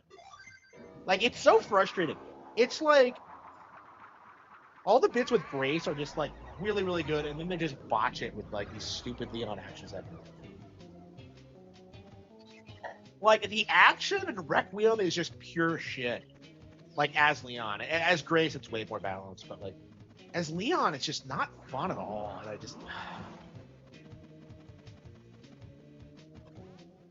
Glaze, Near Automata, yeah. Yeah, yeah, with Near Automata, like people were a bit more open about why they liked it. They wanted to fuck 2D. Like, but like with Diana, they're kind of cagey about that. Like, you won't see them like admit that on their YouTube videos praising the game. Uh, but yeah, if you go on like 4chan threads, you'll probably see it. I actually haven't been using 4chan at all since the game came out. I'm a lot more like I don't. Growing up, it was a bit more normal for me to like go on threads for games I didn't like and like read what people thought about them, like even if it had like um weird shit in it. But like now these days, I'm just kind of like I'm just so put off by it that I just don't even want to like even consider looking at it. It's just like even out of like morbid curiosity, it's just kind of disgusting now. Here we go.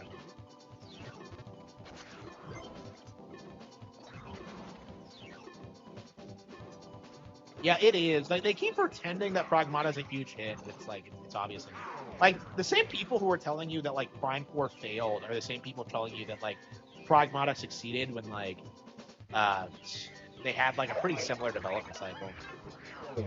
People forget like how long like Pragmata took to come out.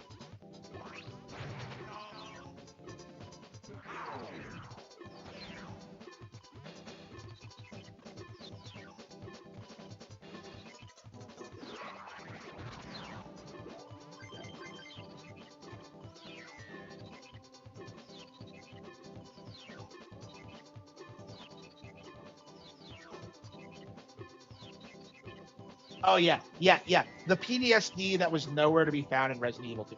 Like, can we all just agree that like PTSD is fucking bullshit and that it's not a real thing at all? Like, to me, like.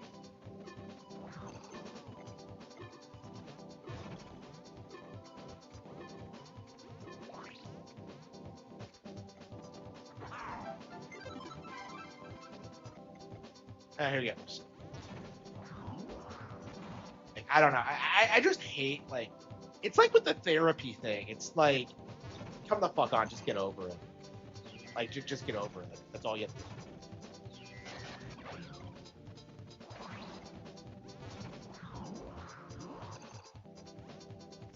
Yeah, 4 and 6. Yeah, I know, right? And, like, Raccoon City was so traumatic. I saw a little girl I didn't know die. Like, come the fuck on.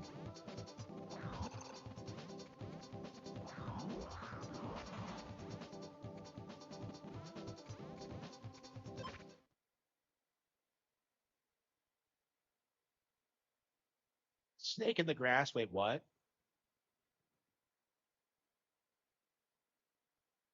I wasn't paying attention. What was that?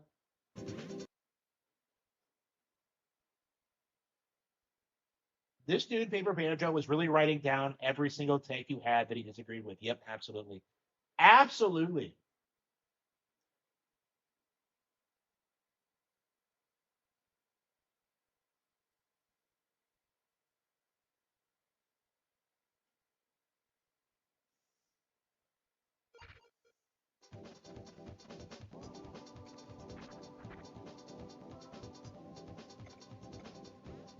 I feel like all the problems people have with like fighting modern wars, it's just like it's just the simple fact that they're dealing with the fact that they're like fighting on behalf of billionaires and not anything that like directs them like that benefits them at all.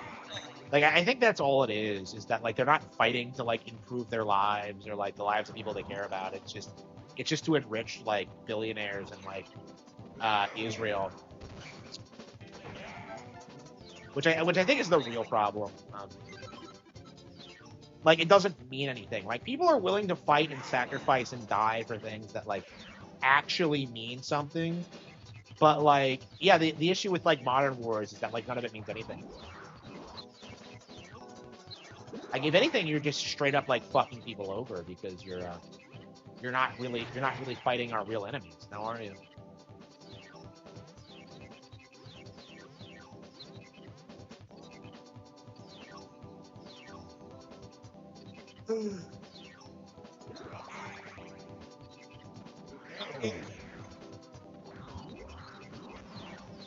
But yeah, I think Paper Banjo is gonna do that same thing that like Bora did, where he tries to pretend he's like a jaded fan, but no, he was always a snake. Always a fucking snake. Uh,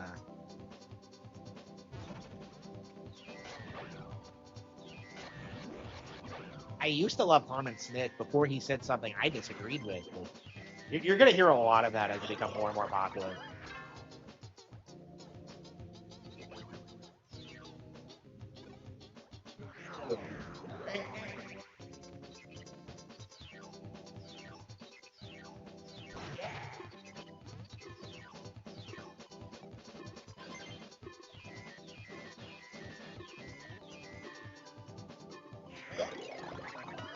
This game is not necessarily hard. It's pretty hard. You'll never see me snaking. I mean, who knows? Maybe you will.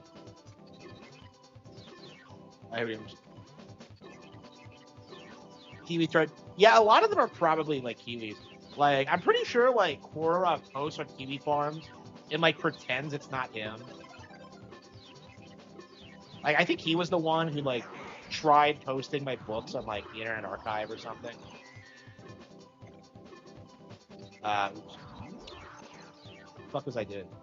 And then he tried to pretend that like it was someone else. Uh, he's not very smart. He's very transparent.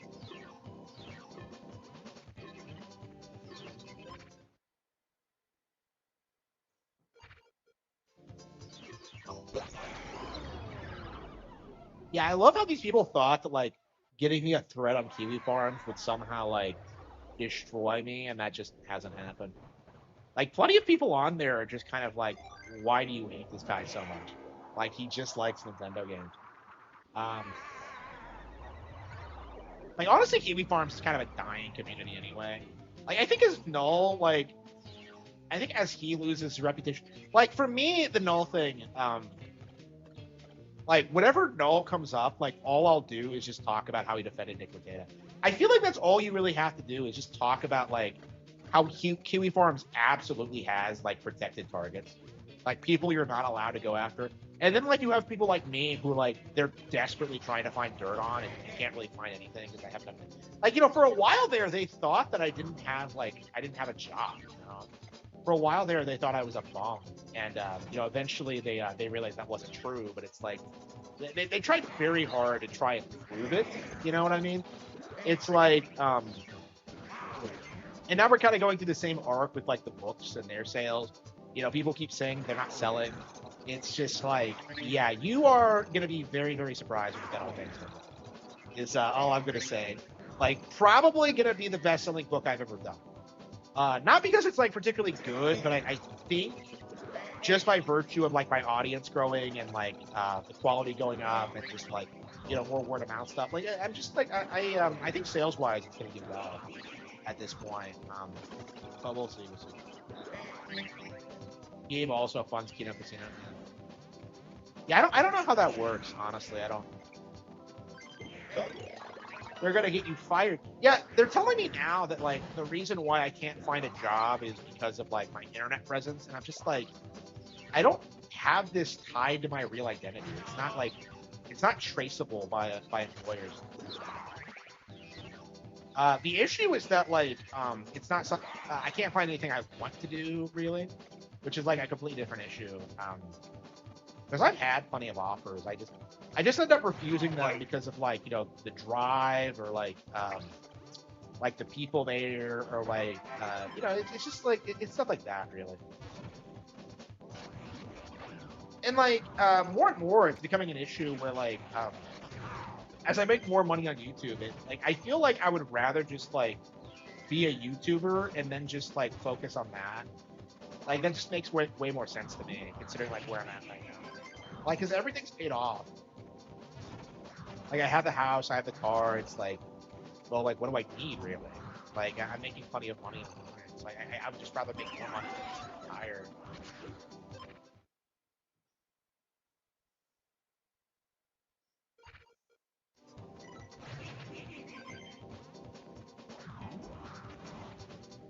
Yeah, I'm curious, like how much like Kino Casino is like a grift or a psyop, or like how much like what their dirt is, because like I've been saying since the beginning, like they're gonna collapse eventually, but like I just don't know what it's gonna look like.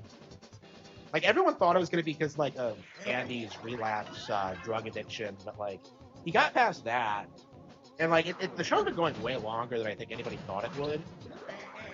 I mean, it's definitely gonna collapse eventually. I mean, the problem now is that like all they're doing is just clowning on people who like in the grifter sphere from like 10 years ago.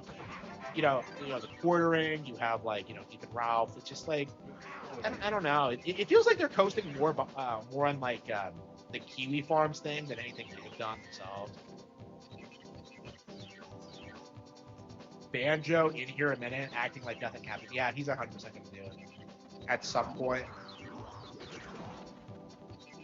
Like Korra was doing that for a long time under like all of his different accounts, and I just had to ban him over and over again.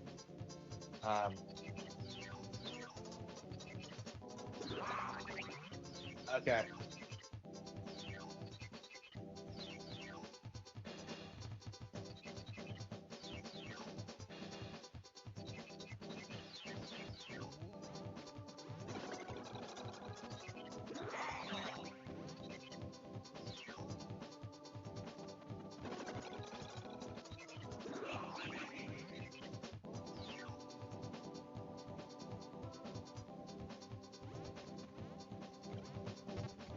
I've played this so many times that working at home. Yeah. So I've actually have been like applying to a lot of remote work positions. I've actually been I actually spoke to a recruiter in the past couple of days. I don't know. But yeah, I don't think anyone's gonna come of that. Yeah, I don't think I really have the qualifications for anything like that. Honestly, I'm pretty happy with the way things are now. Honestly, like I want things to stay pretty much the same. Honestly, I've kind of gotten used to like what I'm doing now, and I kind of want to keep doing it.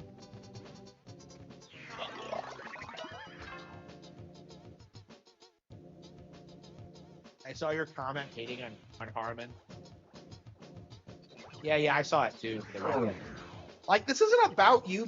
Like, how many times? Like, we disagreed on the Starbucks thing. Like, I didn't give a fuck about that.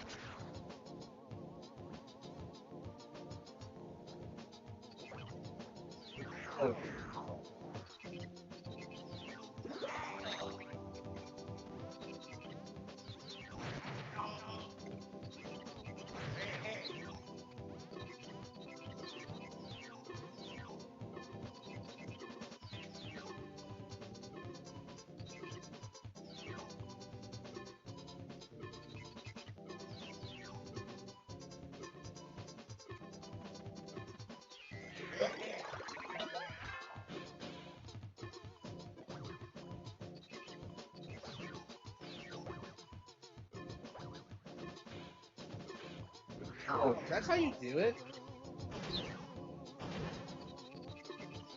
Really? How long did that take to figure out?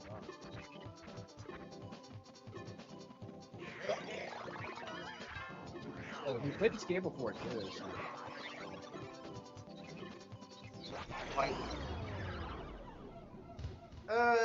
Yeah, should we play something else? We'll definitely come back to this at some point, but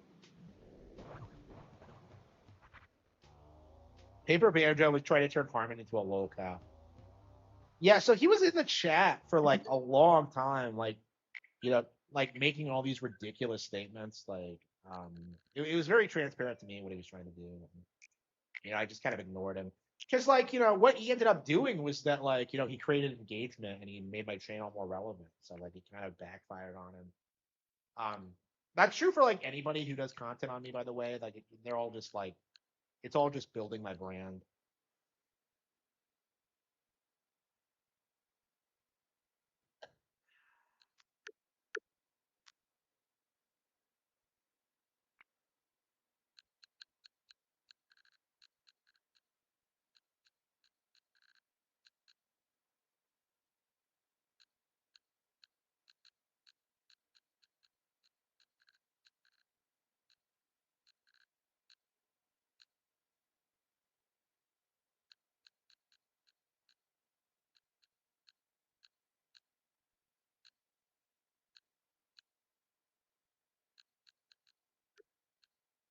Uh,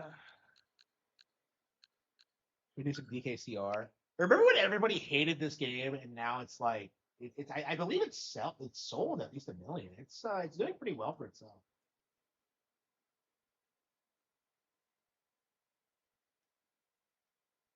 Yeah, it's interesting that like Nintendo can like drop patches for games like this, like whatever. Like they don't really need to like wait for a release. They can just like patch this.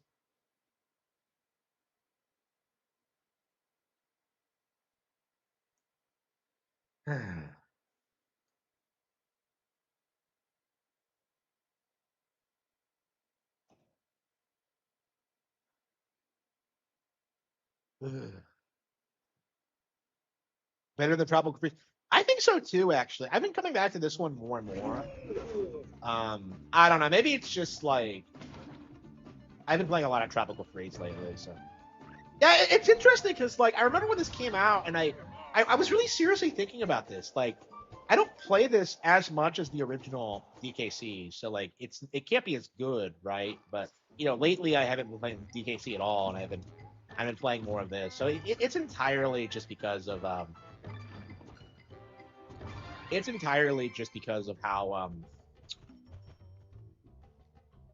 it's older now, and you can kind of get more into it.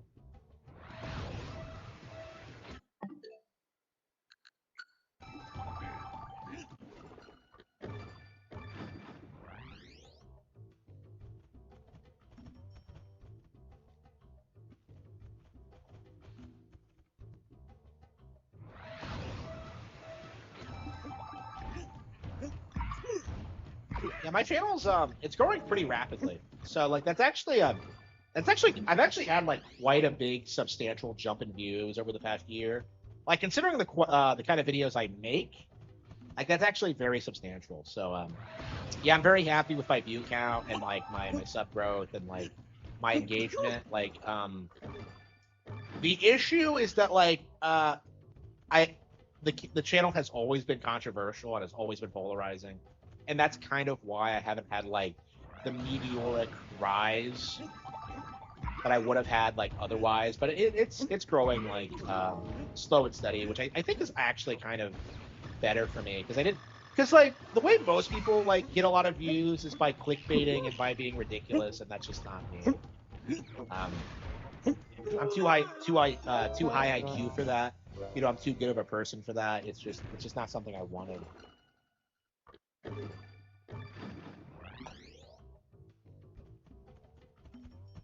YouTube is prioritizing promoting smaller channels. Yeah, I'm seeing like smaller channels all the time. Like I looked at my analytics and I see people discovering me all the time, especially through shorts. So yeah, like I don't think being a smaller channel is like the death sentence it used to be. Especially if you have like a successful side venture like I do. Like I have the books.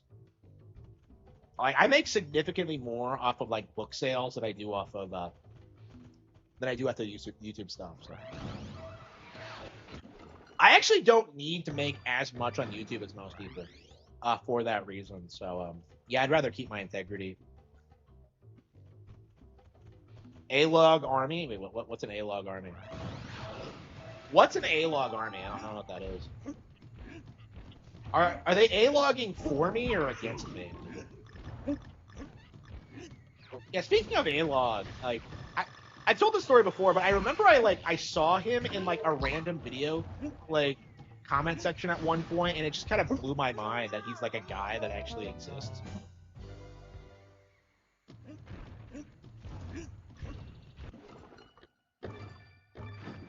Use YouTube's desperation to make shorts a thing. I mean, people use shorts, so it's Discord raiders. Yeah, like the gayer version of the Splatoon raiders. We're gonna find treasure out of Harman Smith. Like, why don't you just buy my book? Yeah, here's what you should do if you really want to A-log me. You should buy the books, like, and then like have like little book clubs, and then talk about them in like podcasts. Like that's what you should do. Is that like each of you should buy a copy of a book, and then just like do a book club of it.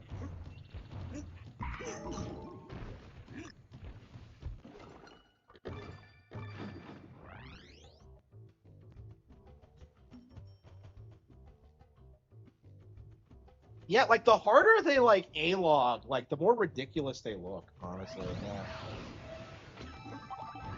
Because like you tune into a Harman Smith stream, and what do you get? You get like me talking about current events. You get me like playing video games.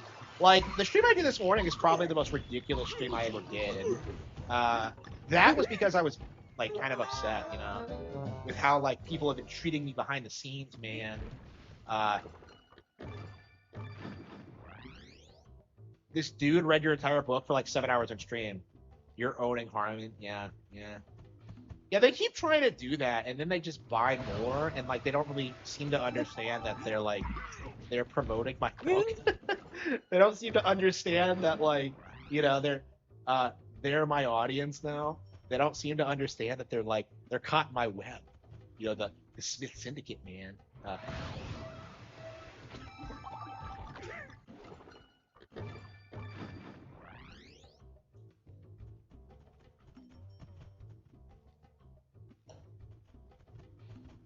Yeah, I can't even play the game normally because every time I play it, I just want to do turtle attack.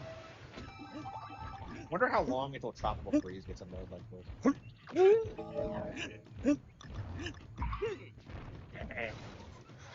Yeah, it's crazy how they breathe such life into like such an old game. It's crazy.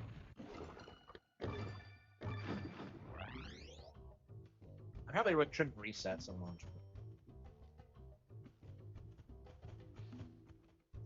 Yeah, I'm not even like really taking games seriously. That's actually what I've been like noticing lately is that like I'm more focused on the chat and I'm like less interested in like the game itself.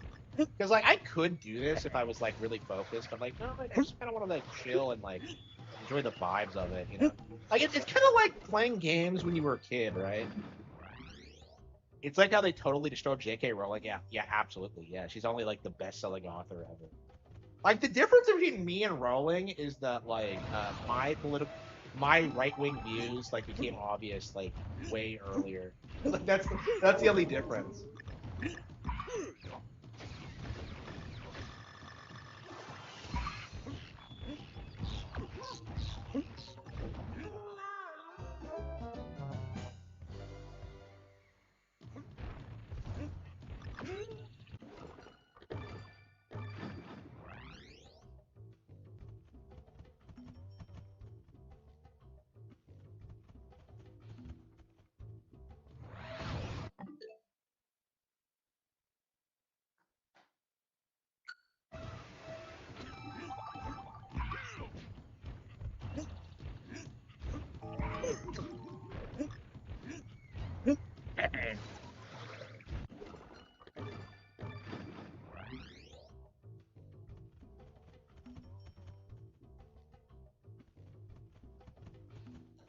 So really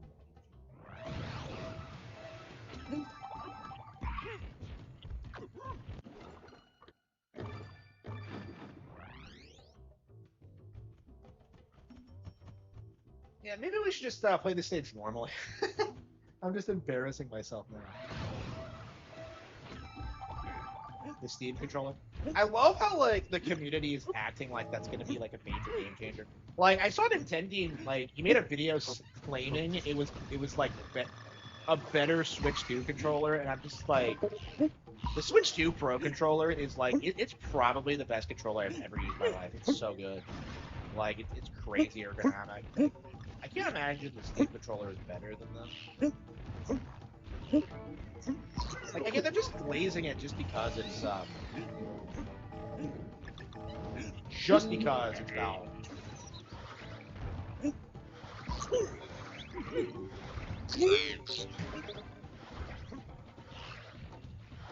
Yeah, Dixie Kong kind of breaks the entire game. I mean, she was kind of like that in Tropical Freeze too. Like I love Dixie Kong, but she is kind of game breaking.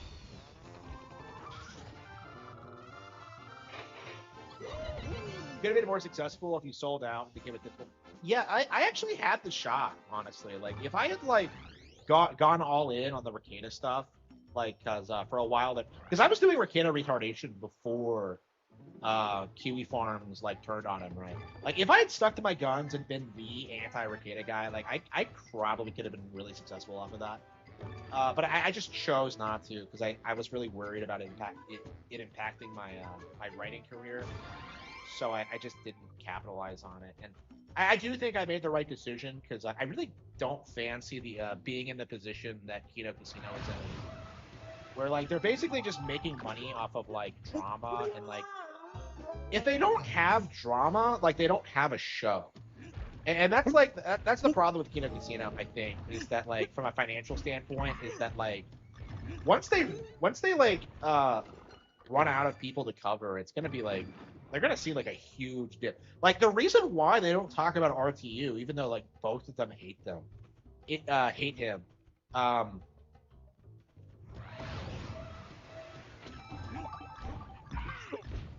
uh, like if they talk about RTU, like they instantly lose like like 3/4 of their audience because like nobody fucking cares. And like it's a niche thing. It's actually the only thing I watch them for. Actually, is like them covering rich stuff. But like I can see why they don't do it because it's so fucking boring and like he doesn't really add anything. Like Rich is like an example of a locale who like peaked like 15 years ago. Like there's nothing to talk about. Like he's still active and he's still trying to grift and he's trying to do the Nintendo thing, but it's like it's not working anymore. He's like 45. Like nobody cares anymore. Like his life is over. Like it's just like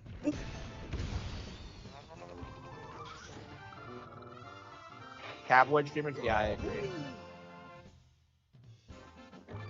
Yeah, I actually made it a point to like not really follow locale culture because like to me like a lot of it at this point is just people like not liking other like certain e-selects. Like that's it. So like the reason I'm considered a locale is because of the Nintendo stuff. Like there's no other reason for that. It's just because of Nintendo.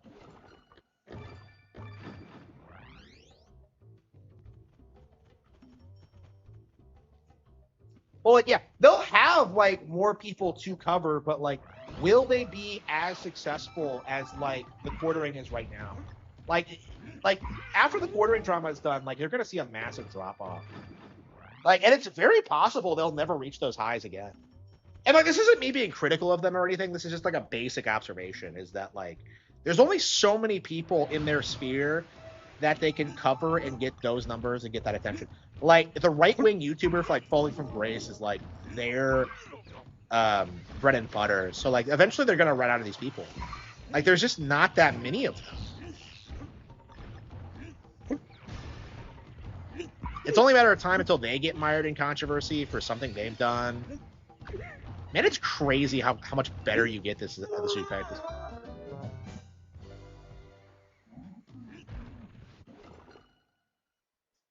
Yeah, you just ignore them. Yeah, like that's actually they didn't talk about me exactly, but I was in like the RTU thing at one point, and I just didn't really talk about it. I mean, I thought it was hilarious personally,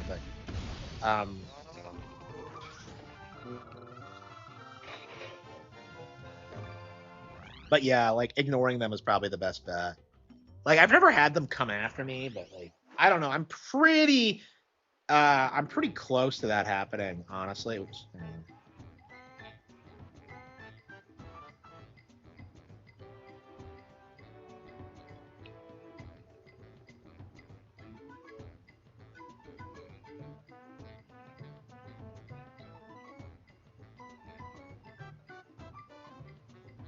Boom,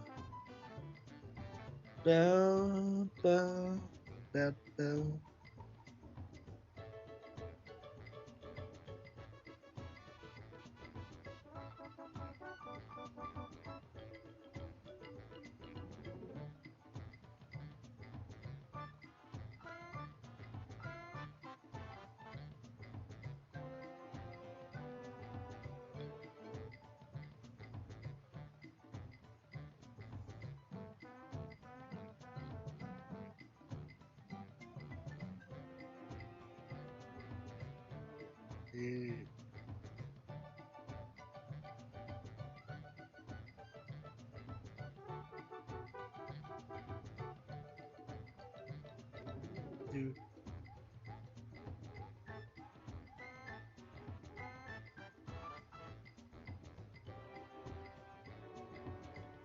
Dude. Cropcat, yeah. Yeah, I have some pretty big name fans. You know, Jim Sterling talked about me once. Cropcat watches me. Yeah, they're Actman like watched a bit like he promoted my channel once. I have some pretty big supporters.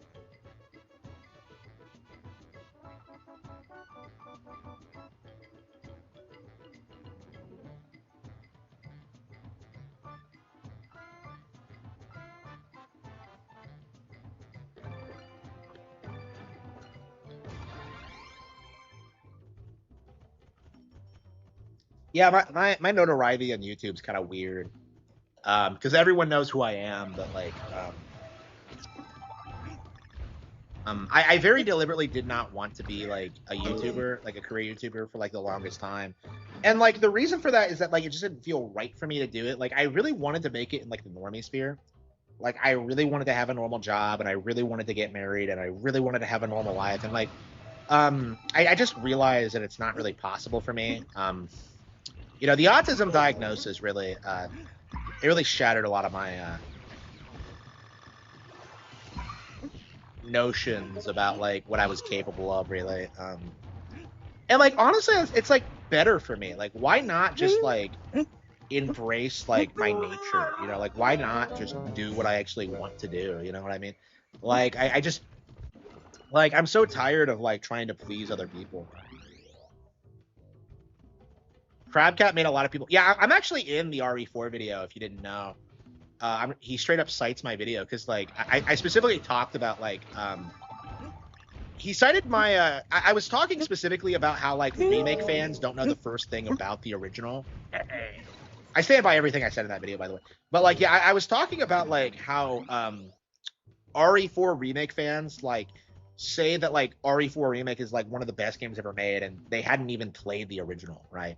You know, like that was like kind of the point like we both agreed on. Actually, like one of the reasons I'm such a big like advocate for Crabcat is because of how like he's the only person I think who has been like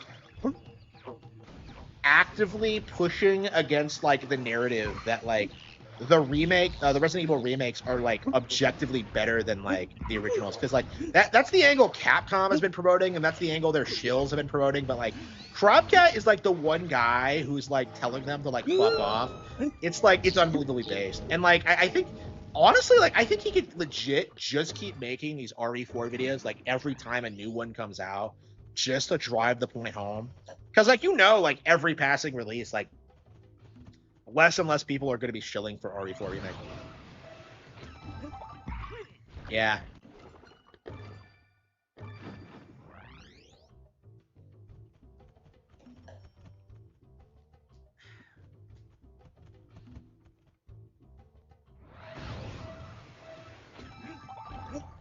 Yeah, I'm so glad Oblivion didn't go anywhere.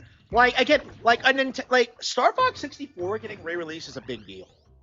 Like Oblivion getting re-released was not. They had like Skyrim grandma playing it. They had like, you know, Malaka like doing a fucking theme. Like you had all these like Skyrim grifters like getting on board with it, and like what happened? Like fucking nothing. Like people played it for a couple of days, realized it was shit, and went back to Skyrim.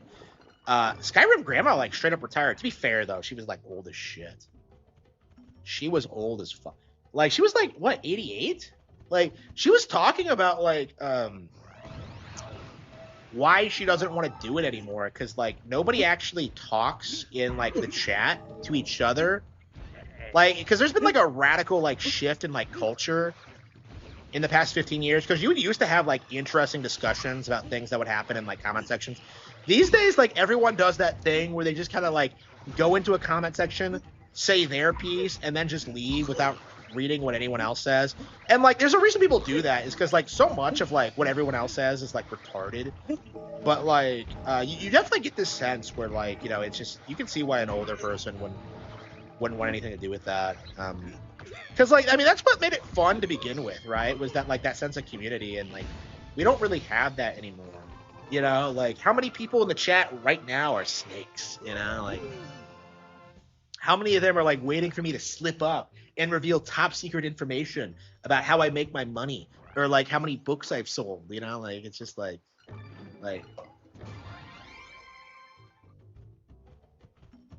RE1. Yeah, I finished RE1 remake like recently. It was one of the last games I beat before my hiatus, and like I loved it. I really wish I grew up with it, honestly. Like it would probably be one of my favorite games of all time if I'd grown up with it, honestly.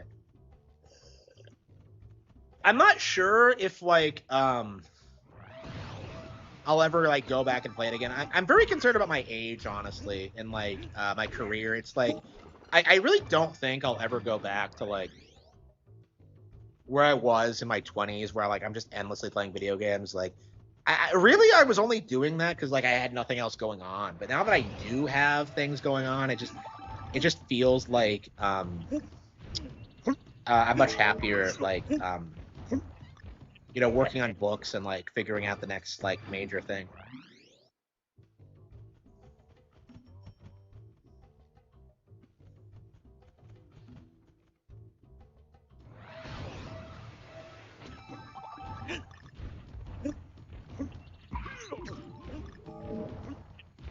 I don't know. Should we do like a straight up response to Nukem Nintendo tomorrow? I was kind of thinking about it. But like I don't want to give this guy attention. It's just one of those things where I'm just kind of like, I don't know if I should put my foot down on it or not.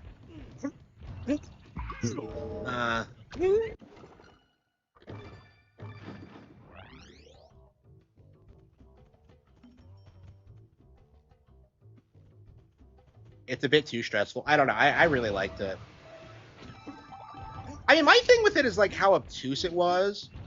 I felt that like some of the things in it were too difficult to figure out, and like a lot of it, like I don't know. I feel like the script could have been polished a bit better. You could get some views. I don't know. I don't want to harass someone just for views. Like I don't know. I just don't like the idea of it. It's just.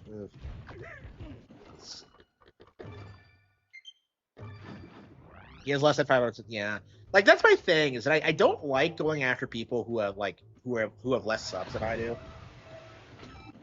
Like I don't go after Demish for the same reason, because like Demish is like completely irrelevant right now.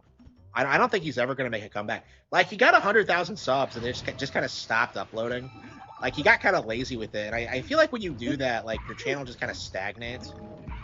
Like people don't like Demish is the kind of person who's just gonna like. He is going to be completely forgotten when he stops uploading. Like, he was like the meme channel, like, for a while there, but like these days he gets like 10,000 views a video, and like for a 100,000 sub channel, that's not great. And he's trying to like, what he's doing is that he's trying to like sell Nintendo Amiibo on like Etsy, and like they're gonna crack down on him hard for that. Like, there's a reason I don't try to do anything like that, is because I know that like it'd be shut down eventually. And like he's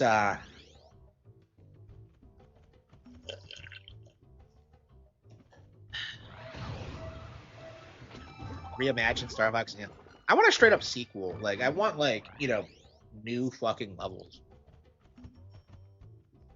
I'm surprised he's friendly. Who is?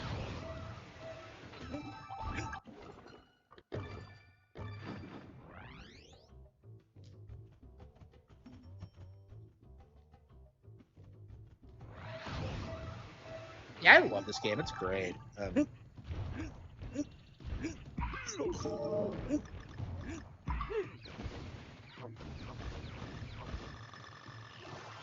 Yeah, I know, right? So, like, again, like, typically what happens with these channels is that they have, like, one, like, burst of success. Like, for Demish, it was, like, the Mario sports stuff. And for, like, Skitty Bitty, it was, like, the Tears of the Kingdom video. And then they just kind of stagnate until they just completely fall off, right? Yeah, Skitty... I got into a confrontation with, like, Skitty Bitty recently, and I was just kind of like, oh, yeah, that happened. The Poke-erotica. I don't know what that looks like realistically. I don't know anything about that.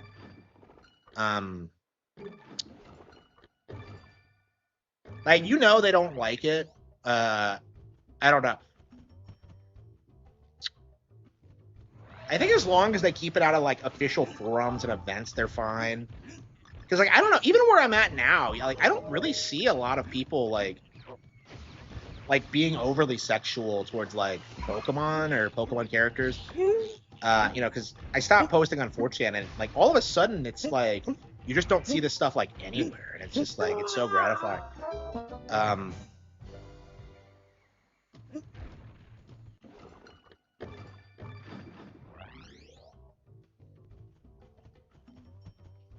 Yeah, I actually told Demish that I wanted to do a collaboration video, like, about Mario and Luigi Brothership, and, like, the fucker never got back to me on it. So, like, I'll never get over that. Like, I'm still mad. Yeah, he was one of those guys who fought really hard to try and, like, destroy Brothership. So. Oh, absolutely. Yeah, Demish is 100% better than Dave. Like, again, I have a real problem with Skinny Bitty. Like, with Demish, like, I don't know, we kind of clown on each other, but it's all in good fun. I think we're on good terms, actually, for the most part. Skinny Bitty, I can't fucking stand. She is, like, pure shit. Like, I don't know.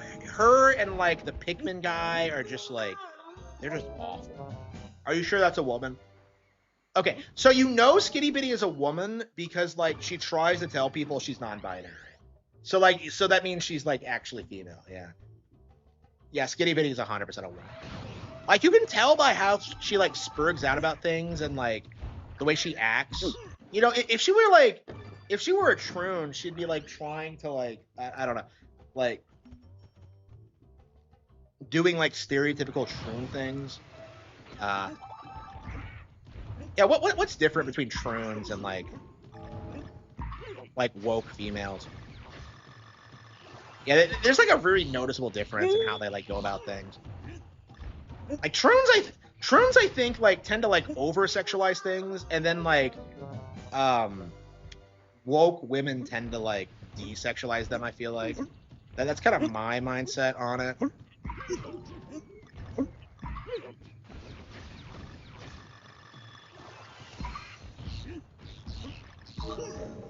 Yeah, I don't know what's been going on with Skinny Bitty lately. I don't know if she blocked me yet, because we were like clowning on each other on YouTube for a bit, on Twitter for a bit.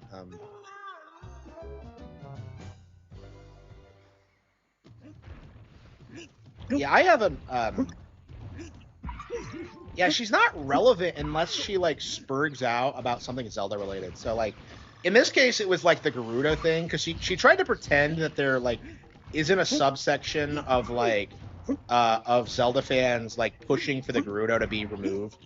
And like, it's true that it's a niche thing. It's like some woke, it's some woke thing, but like to say it doesn't exist is like just disingenuous.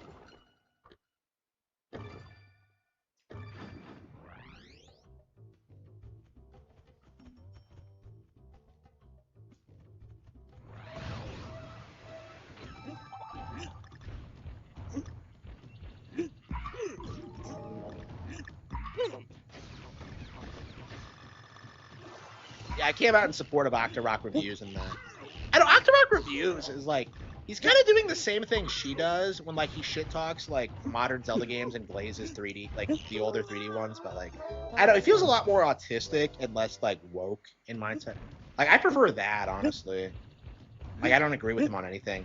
Like he reminds me of those guys back in like the 2000s who would try and tell you that like Ocarina of Time killed the franchise somehow. Yeah, they're very hateful people. So like, yeah, so the thing about wokies is that they're very bitter, hateful people because like they were never popular and like nobody likes them, and just like they kind of take it out on like other things.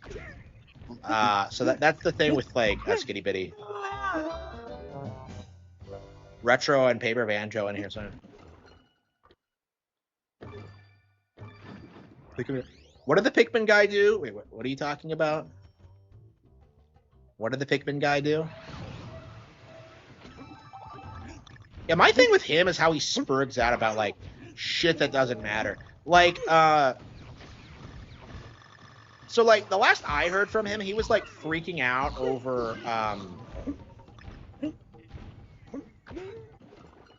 Pikmin being in the Super Mario Galaxy movie, because like he has this weird idea that like Pikmin appearing in other Nintendo franchises is gonna like cheapen the brand and like ruin it somehow, and it's just so autistic and stupid, especially considering like the Pikmin weren't even like relevant in it; they were just a cameo.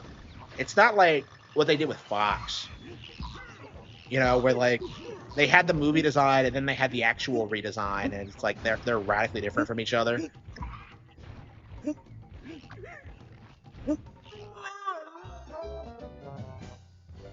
Like I don't know, like I there have been like takes that like he's made that are just like unbelievably stupid. Like that's probably like the one I think of most, but like there's a lot of shit like that.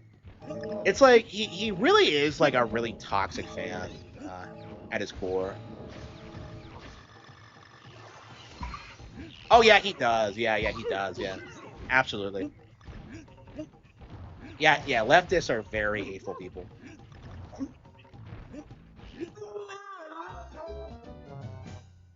Yeah, they collaborate, don't they? I don't know if he's trying to fuck her. I doubt it, but it's just like...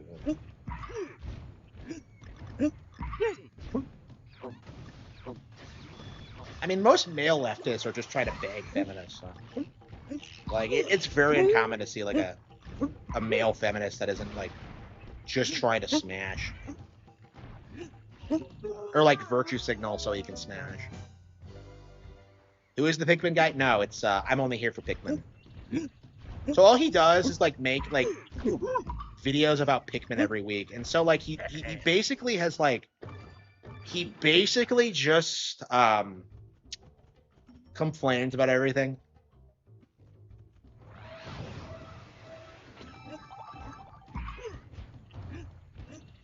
Yeah, so he actually made a video about, like, Luigi's Mansion getting removed from the NSO thing. So, like, there was a big, like, conspiracy about this. And, like, what actually happened is that, like, they used a later version, they used a later reprint of the game that, like, had the demo removed. So, like, the last print of the game in North America, I think, like, had the demo removed. There he goes.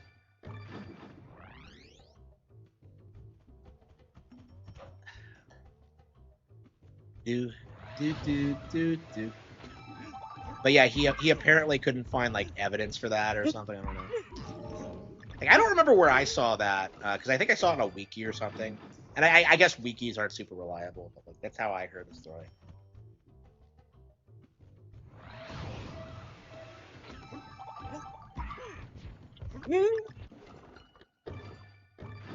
You can't keep track of any of the personalities these days. There's so many of them. And they're all, like, you know, in their own, like, weird niches and subcultures. Like, my community doesn't overlap with, like, anyone in, like, the mainstream Nintendo community, because, like, everyone here either hates Nintendo or, like, hates, like, mainstream Nintendo YouTubers. It's just, like, the trend I noticed. Like, nobody fucking, like, we don't have patience for Nintendo haters here.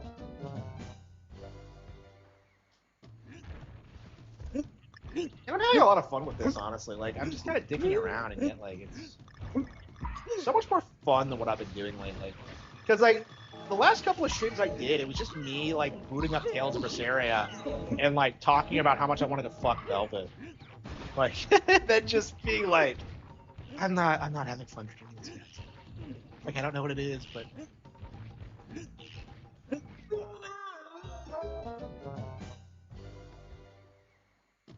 Yeah, Tales of Arise comes out in the next couple of days, and I still have not finished it. Still have not finished Berseria. So I don't think I'm gonna get Arise. I was actually considering, like, getting Arise at, like, the library so we could do, like, a stream and just, like, get caught up on it and then go back to Berseria when we're ready. But, like, Razorfist. Yeah, everyone's praising the new Star Fox. I don't. Yeah, everyone's, like, praising the new Star Fox, and I just.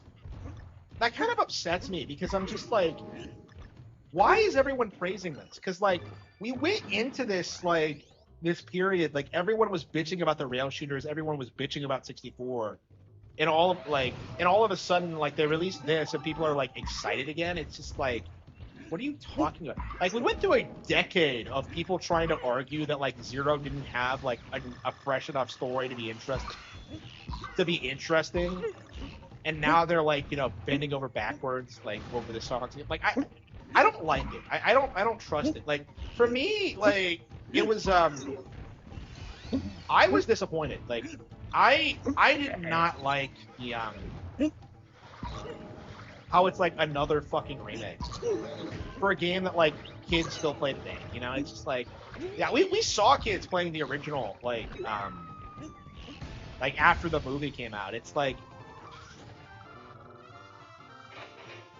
yeah, Razorfist crazier. Yeah, I wonder how serious he was about that, though. Like, because, like, he's such a contrarian. Like, I think he implied, like, during his Star Fox stream that, like, he hasn't, like, that he didn't like Zero that much. I don't know. Yeah, he didn't really talk about his opinions of Zero, I don't think. I'd like to hear him talk about it again. But Yeah, I don't believe he played Zero during his streams. But yeah, Zero is like phenomenal. Like I don't know. I mean that's kind of, like I've always like praised Razorfist for that, but like I've always felt like to me like that felt like him just being his typical contrarian self. And that's kind of like my problem with him as like a media reviewer is that like what matters most to him is like talking about shit that like nobody's heard of. So he'll praise like Elric and Melvin with like no real like thought to like you know its actual story structure or like the actual themes of it. Because like I was like when I read it, like I found myself kind of surprised at how I felt was like kind like obviously coming from like a woke leftist, like very obviously so, and I just didn't. I don't know. I just dropped it after I had that realization.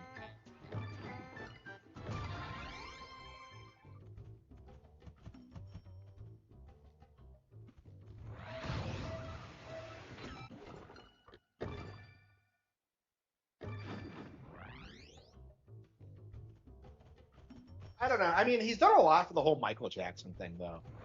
Like apparently like his like Michael Jackson rebuttal videos are like the reason why like normies are like aware of like what the media tried to do now.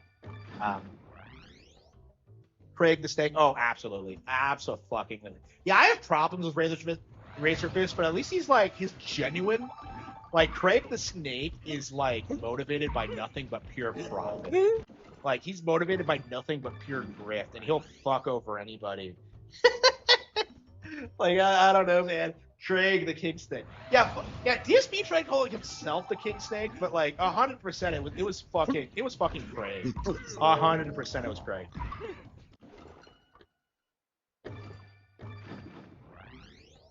Craig the Snake. Shh.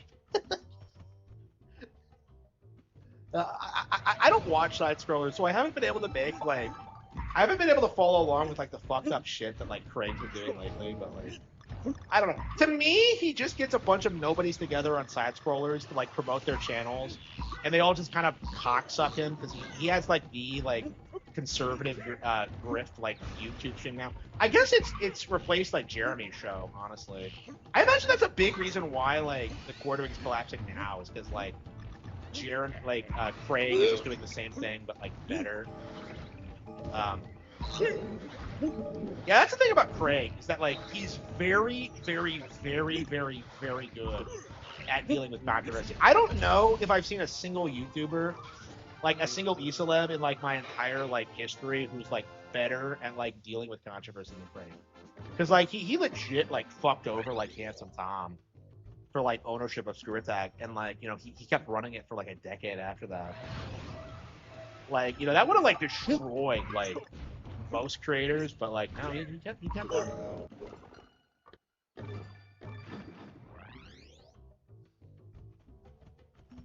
What a piece of shit. Yeah, the Gooner game thing is a problem.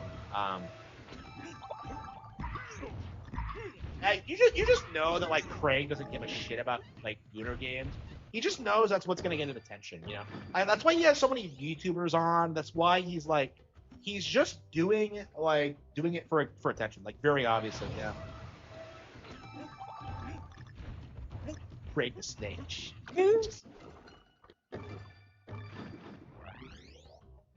Yeah, nobody who posts on LinkedIn is an actual person. Like, let's be real. Like, if you have a LinkedIn account, you like lose your like license to be considered a human being. Like, I hate LinkedIn so much. It's embarrassing. Like, I was actively like using it when I was like looking for jobs, and it's just embarrassing dealing with these people. Like, they're just so like fake and just like transparent, and it's just like they really need to shape up, really, because they're not professional. Because like I think a big part of being professional should be like balancing that with your work life with your personal life. And like the way they act is that like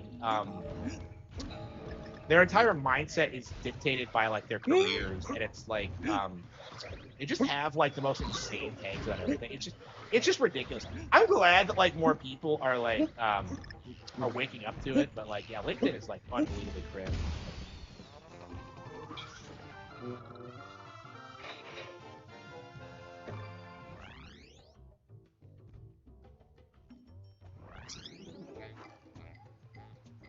To the edgy crowd. I mean, like okay, he's doing the Ricada thing. Okay, he doesn't have to be a fan of the thing himself.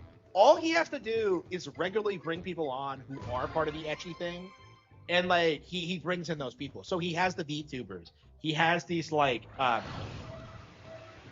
he has like fake people like Kershey, right? He has these people who grift in that sphere on his show, and then they like kind of promote each other. You know, it's just like I don't. It's probably very similar to what he did at Screw Attack, where he just surrounded himself with like more knowledgeable people. So that's what like Pro Jared was brought on for, right?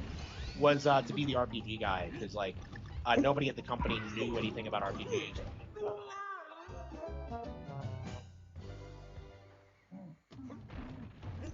Yeah, Craig created Pro Jared.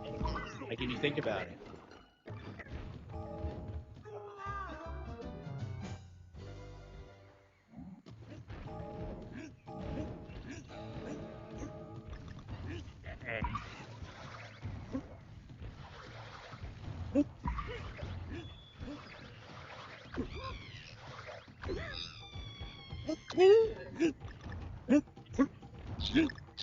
Pro Jared did is like it's way more fucked up than like anything that like anybody that guy with the glasses did, I think.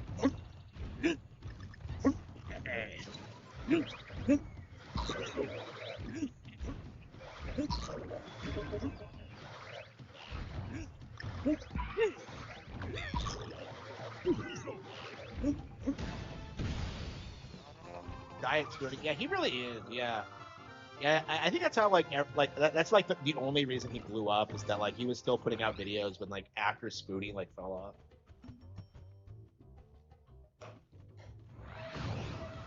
I haven't heard from Spoonie in forever. Like I used to be like looking at his Kiwi Farms thread like regularly, but now I have no idea what he's been doing.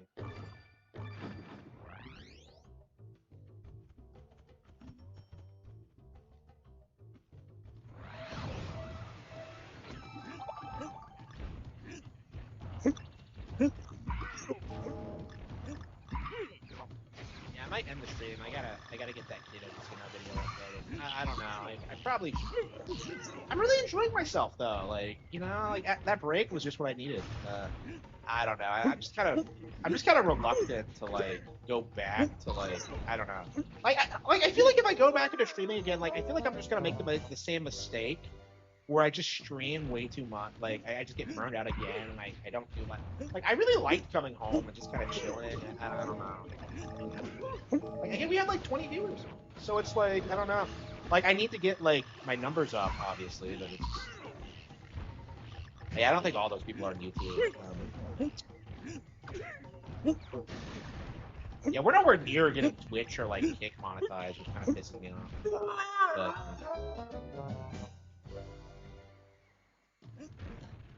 But most people don't know who Spoonie is. Yeah.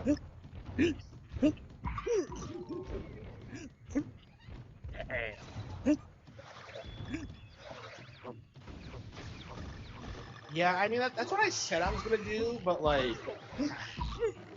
yeah, I think I will keep the stream soon. Yeah, tomorrow we really need to like, I don't know what we're gonna do. Like I'm having fun. Like why end the stream when you're having fun? I suppose, but yeah, I guess I have to be an adult. Yeah, I have work to do. You know, let's just call it quits now. Let's try and like make the commitment to like stream a little bit less. You know, a couple of hours a night is fine. You know, I can play games off stream. I can like, I don't know. Like, we'll see. Yeah, right now I need to get the book done, so I think that should be our priority. So, yeah, thank you all for the support. I'm very grateful for everything you do. Yeah, all of you have been great. All of you who aren't snakes, I should say. So yeah, thank you all like for the viewership, for the subs, and I will see you all tomorrow morning. I am going to try to get up. I'm gonna try to keep the Killer 7 podcast going, and that's gonna